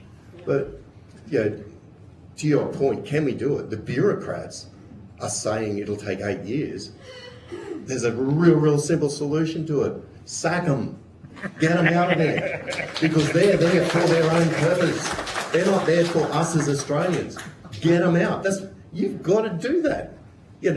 You as politicians have to start standing up to these fools. And I don't blame the politicians. I sat in the cost of living one of these and said the same thing. You have to solve the issue with the bureaucrats. That's the problem in this country. Well, it's a problem in every Western country at the moment. And if you've got bureaucrats telling you that, sack them. And someone has to grow up and make some big decisions. Thank you. Mr. Burnell? Thank you, Chair. I just got one question for Mr. Nunn. I just wanted to touch on your role with the Central Queensland Nuclear Alliance and just seek clarification. So has the LNP's appointed independent nuclear consultant approached you, Dr. David Collins, to talk about the LNP program? No? No. Okay, thank you. Okay. Mr. Farrett, we will have time for you, just quickly. Just go back to you, and your article in the Courier Mail today, Mr. Nunn. You said, it quotes you if the journalist got it right, have you thought about the impact on this community if we haven't got something lined up before you go about shutting down power stations? And then I can see this community becoming a ghost town if the Batchfire coal mine or Callide power plant is closed without a plan for what's next. You said you know power stations very well.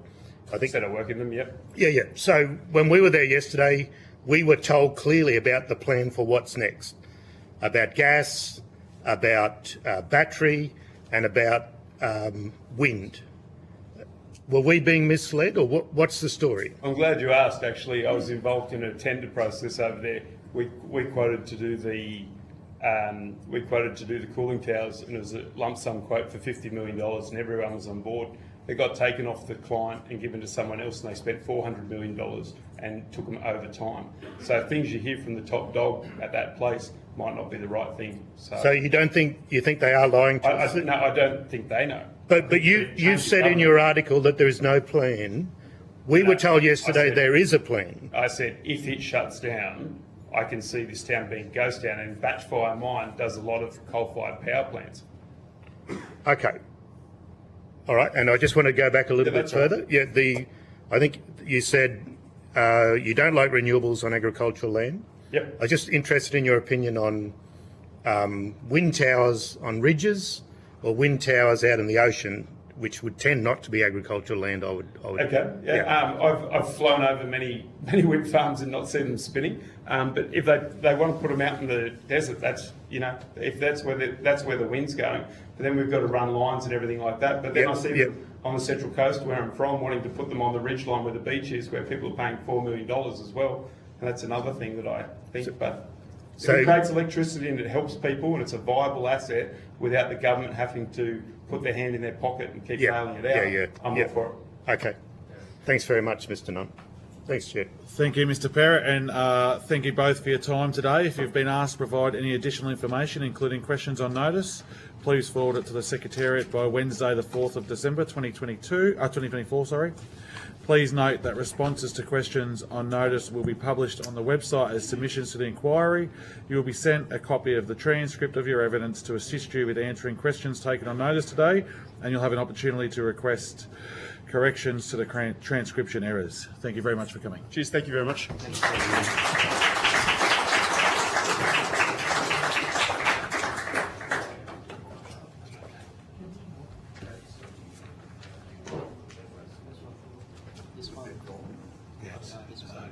They've gone already. Oh, sorry. They're next. They were a bit earlier. They were swapped around from our previous info, yeah.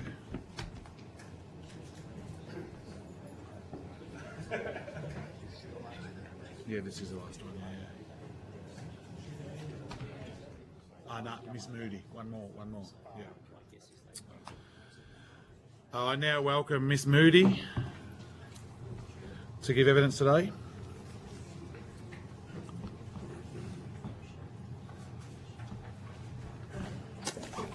Thank you.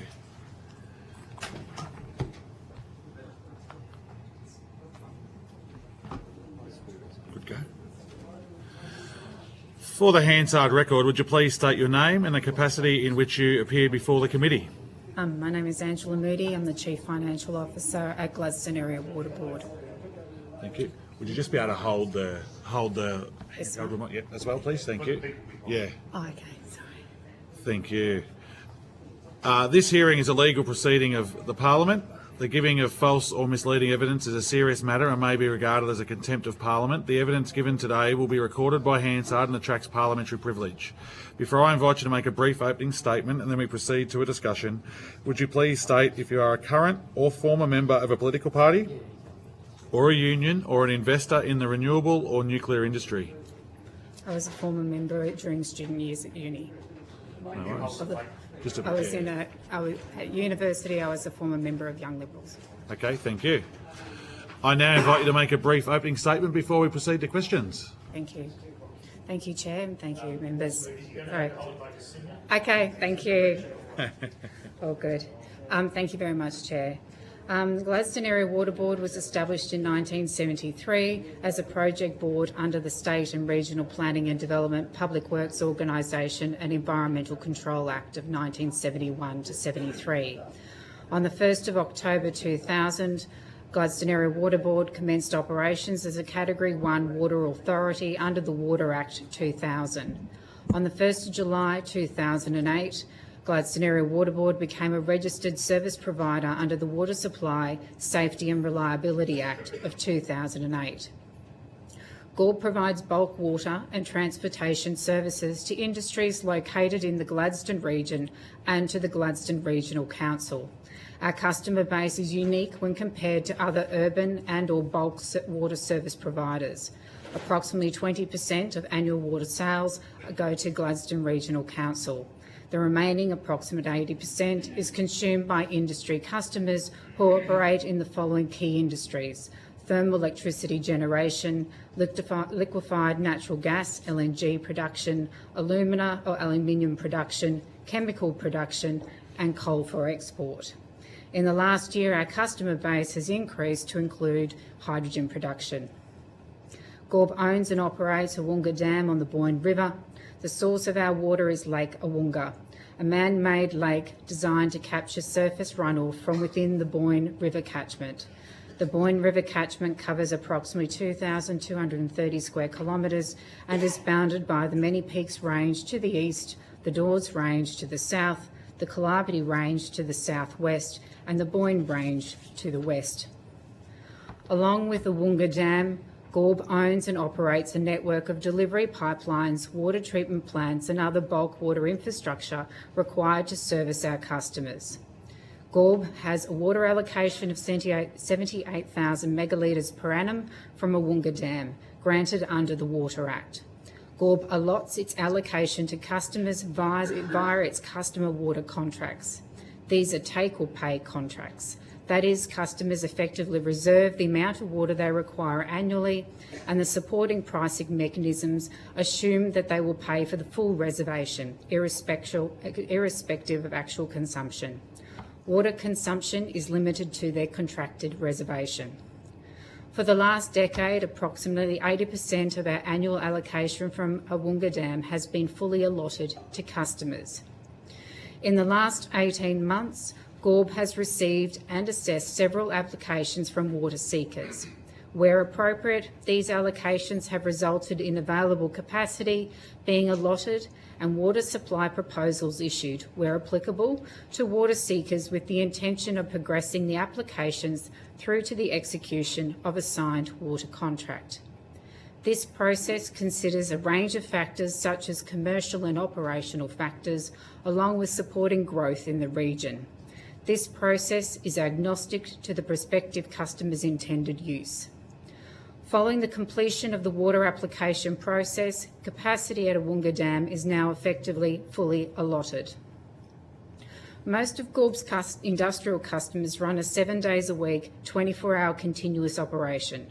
Continuous, high reliability access to water is therefore critical for the operational performance of each of our customers and the economic prosperity of the Gladstone region more generally. It is the criticality of continuous, high reliability access to water that drives the way in which GORB operates the water delivery network and seeks to ensure there is continuous supply, either under a drought or growth scenario. Security of supply is a priority for our customers, and they are supportive of GORB taking action to prevent or mitigate potential adverse impacts on their operations or investments that would result in interruptions of supply. In 2023, the Queensland Government approved the construction of the Fitzroy to Gladstone pipeline. The 117-kilometre pipeline will run from the lower Fitzroy River in Rockhampton and connect to GORB's existing network at Yarwun. The expected completion date of the FGP is mid-calendar year 2026. Once operational, the FGP will allow the input of an additional 30 gigalitres per annum into GORB's water network and will address the single-source water supply risk from Awunga Dam and enable long-term water security for GORB's customers. Thank you, Chair. Thank you, Ms Moody. Question for you. Has anyone from GORB, great name too, by the way, been consulted about the cooling water capacity that would be necessary to build one or more nuclear power plants in the region? I'm not aware. Not aware. Okay, thank you. I note here that I have a press release from the Liberal Party that I'll happily table as well to the Secretariat.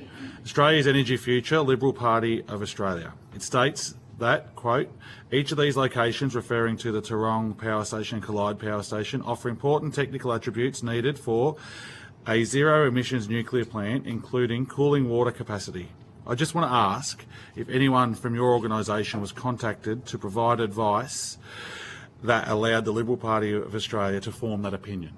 I'm not aware of anyone contacting. Okay, thank you. So just to confirm, it is correct to say that the Liberal Party of Australia asserted that the regions near Tarong Power Station and Collide Power Station would have the important technical attributes, including cooling water capacity, without consulting with those water authorities who supply bulk water to the relevant regions. I'm not aware of anyone reaching out. I would have to take that matter on notice. Okay, yeah. If you could take that on notice, please, that would be good. Thank you. Just the mic back there. Sorry. Sorry. Yes. It's a directional mic. Okay, thank you. And just one other question.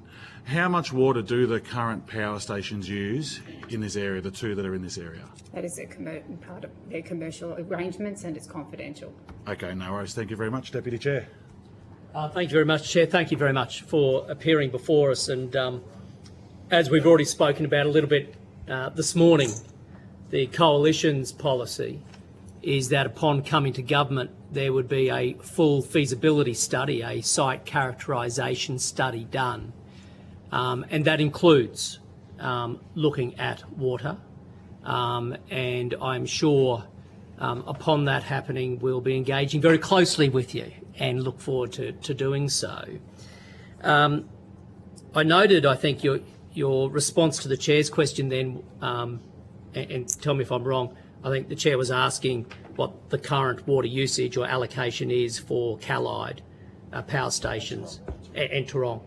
But if you just look at Callide, for example, so that's commercial in confidence, is that right?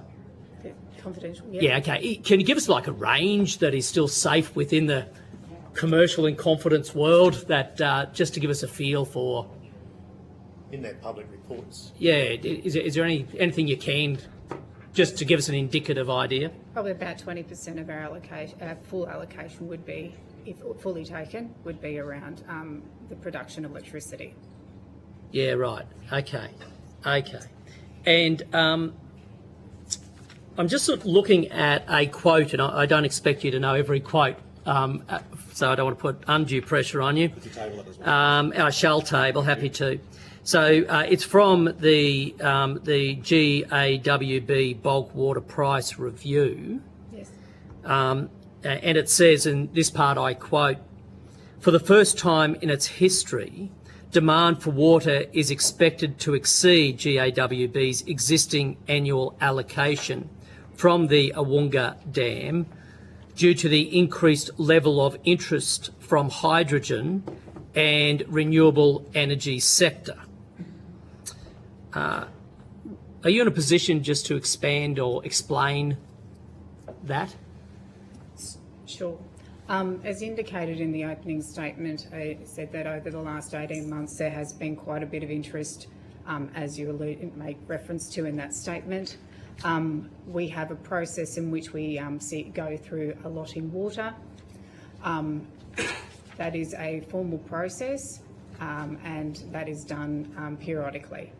So we have, since coming out of a low supply alert, we've prepared a queuing guideline which is related to the allocation of water, or what we refer to as the storage.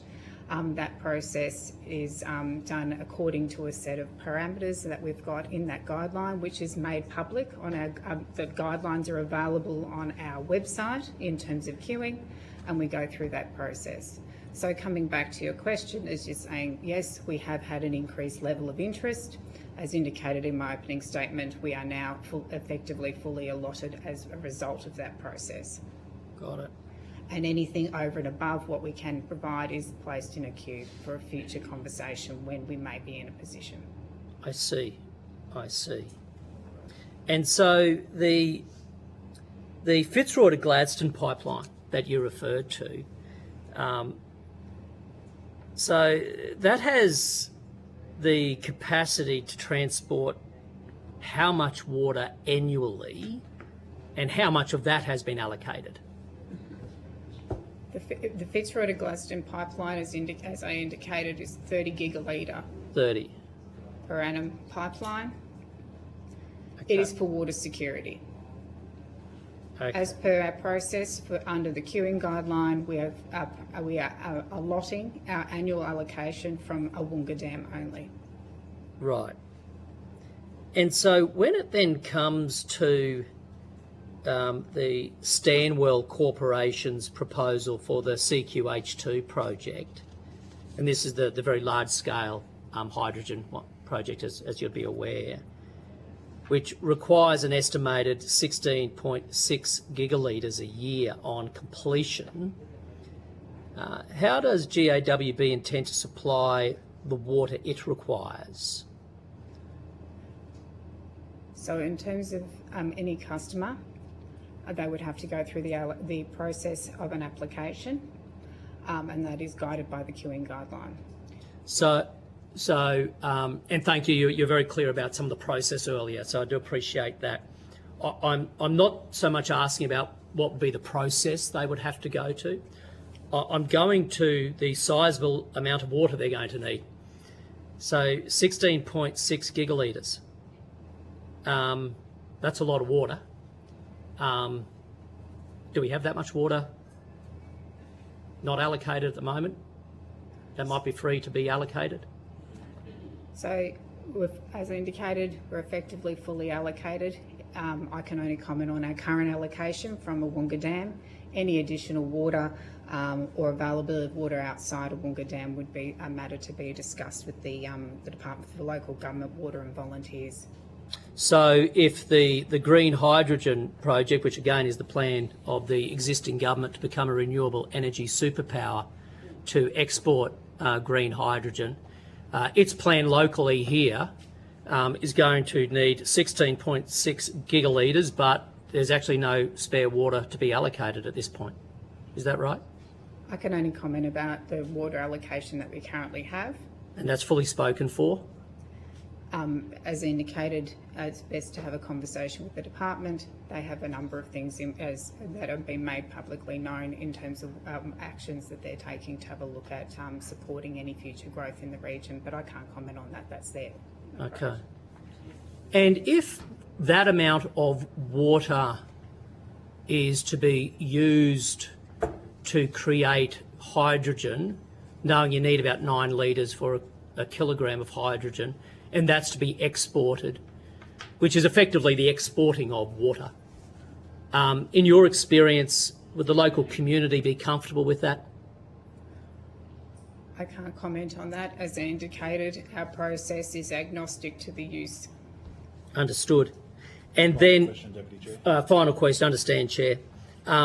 Respecting the fact that you can't disclose the capacity allocated for electricity, nevertheless, knowing it's around about 20% of your current capacity, if you compare that to what the CQ H2 is going to require upon completion, which is 16.6 gigalitres,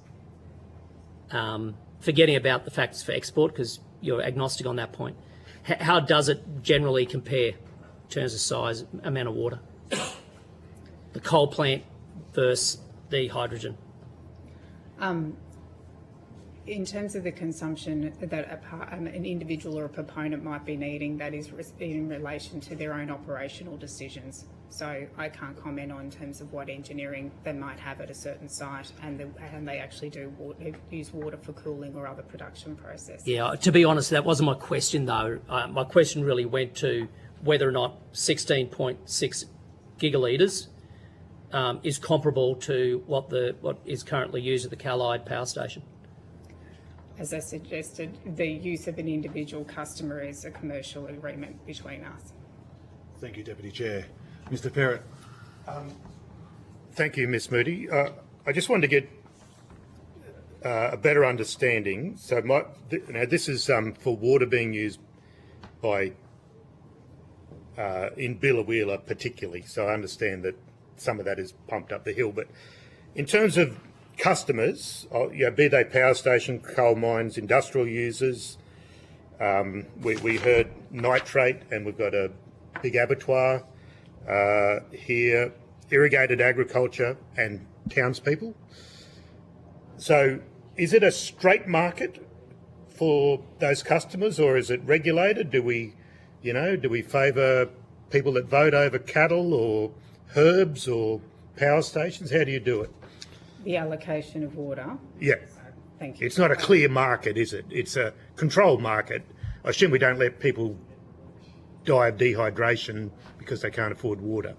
So I can only comment in relation to, as you refer to, we provide water from the Gladstone region. Yes, water is provided to the 2 generators that are located at Callide, and they have an arrangement with some water in terms of the transportation of that to Callide Dam. So I can only talk in relation to the process for Awunga Dam. You pump it up the hill. After that, it's... The 2 generators take water directly from Awunga Dam. Okay. Any other transportation or storage arrangement is outside our purview. Okay. So the water that you utilise that goes to Gladstone, to the Gladstone power station? Yes. They send that energy on to Rio Tinto, makes aluminium. Aluminium's basically distilled energy, which is distilled water, I suppose, further down the line. Are people comfortable with that aluminium being exported around the world? I can't comment on you wouldn't? perspectives. I'm not sure how you commented on the idea of exporting hydrogen? To Mr O'Brien's question, you're giving me the same answer, are you? As I indicated, we're agnostic. You're agnostic. So, but in terms of priorities for your customers, I want to just drill down through this a little bit. Certainly. So, say I've got the big feedlot here.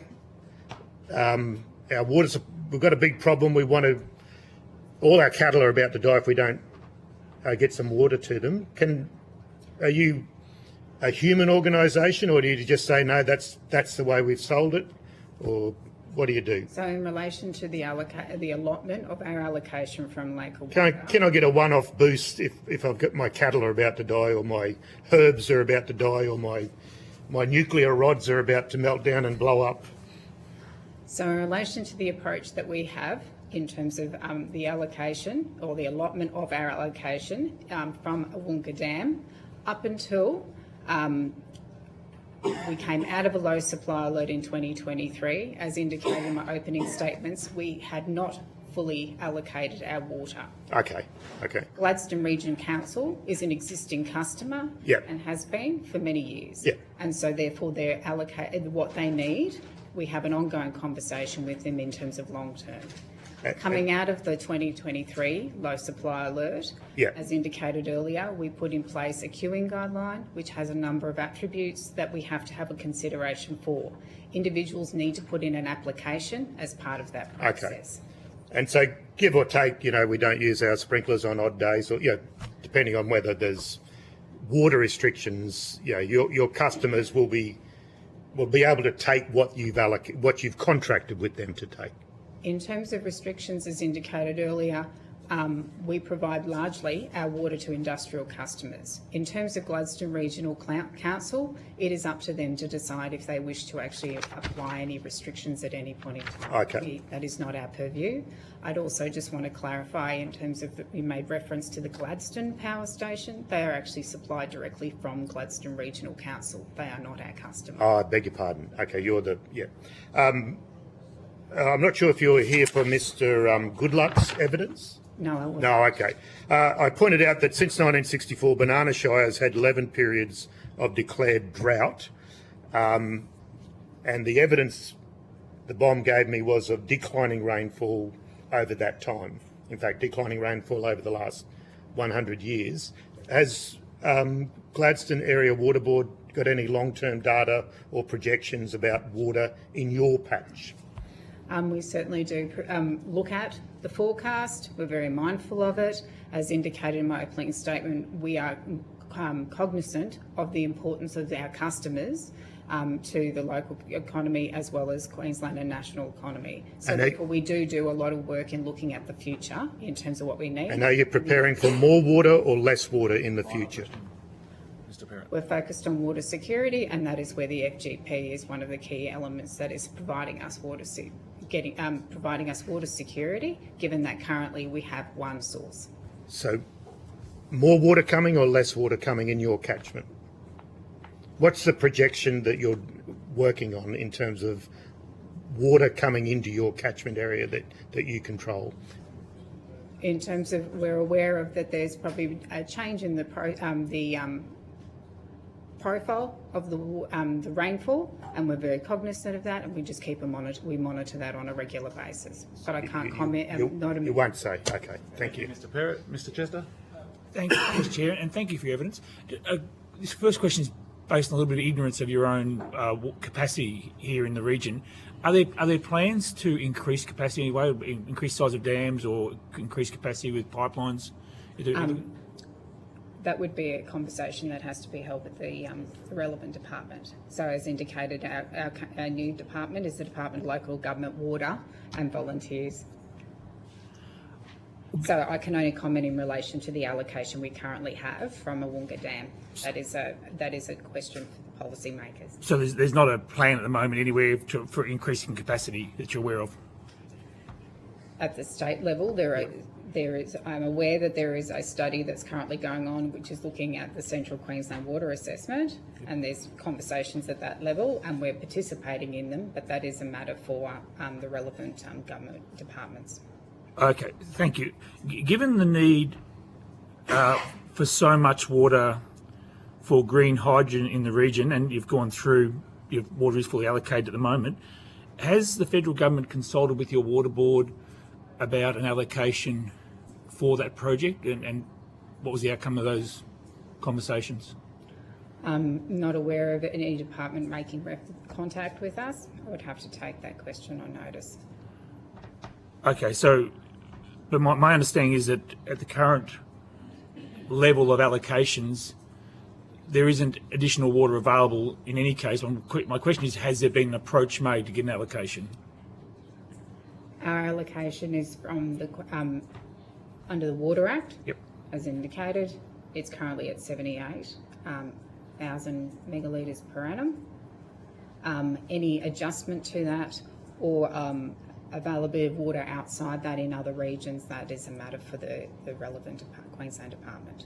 Okay, so for clarity, you will take on notice whether the federal government, whether Minister Chris Bowen's office or anyone from the federal government has contacted the water board to assess whether there's water available for the green hydrogen program. Take the question on notice. Appreciate that. Thank you. Sorry. Thank you, Mr. Chester. Mr. Burnell. Thank you, Chair. And thank you, Ms Moody, for coming and providing evidence today. So I just wanted to seek some clarification around the security of the water. So is there a hierarchy of control around who has the premium rights to existing water? So, like, do you have to guarantee supply to certain purchases of the water or not? How does it work in that regard when you have a restriction on supply? In terms of our agreements with our customers, once we have 60 months until what we call dead storage, we then will enter into what we call the lower supply alert. That provides customers with effectively 12 months to have a look at their usage. And then it would only be if we haven't had significant inflows after that point that then we would be moving into any forms of restrictions. Right. Have you had that happen on many occasions? So the last low supply alert was announced in April 2021, and as indicated earlier, we came out of that in June 2023. During that period of time, no restrictions were applied. Right. Okay. So you had enough inflow to offset the level of concern on the 12-month projection. Correct. We had enough to keep us in the low supply alert zone. Have you had occasions previous to that where that hasn't been the case, though? We have back in 2002-3, the lowest point in which we were in the dam. That would be the process that was applied at that time would be predates my term at court. Okay. But as I say, in terms of we have a process in terms of how we communicate and work with our customers when there is lower than anticipated rain in the catchment.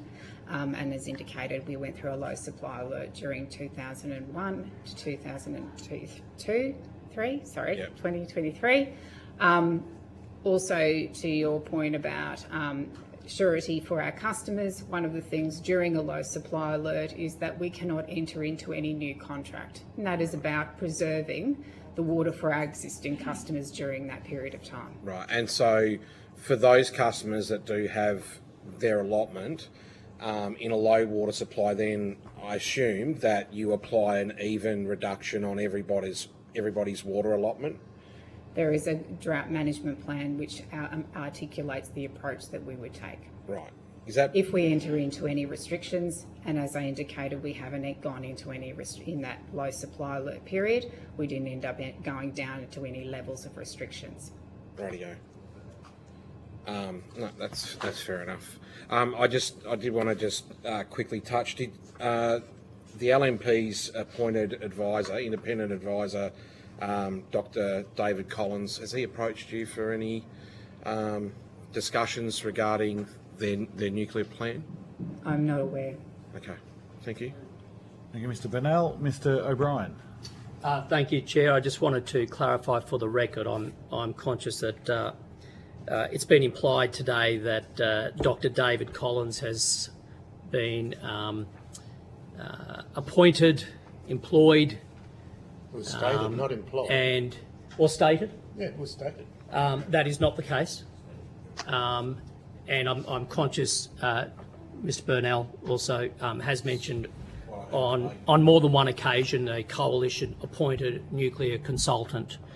Dr Collins has not been appointed by the coalition for that purpose. Given we're on Hansard, I think it's very important for us to clarify that. That's right. I'm clarifying that for the record, especially given Dr Collins' esteemed reputation.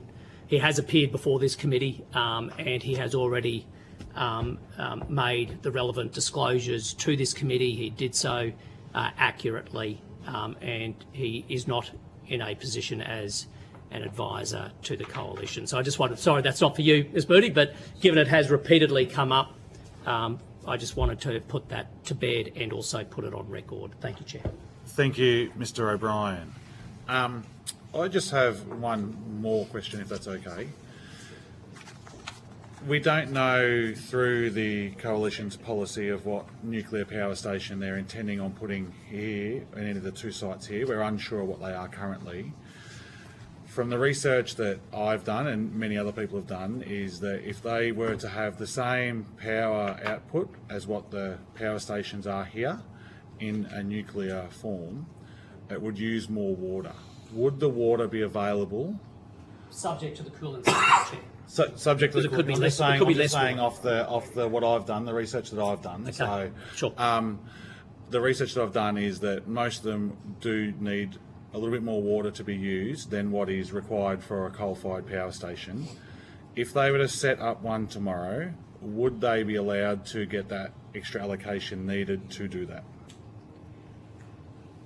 Any customer would have to put in a water application, and then that would be go through the approach that we apply to all customers, which would be guided by the queuing guideline.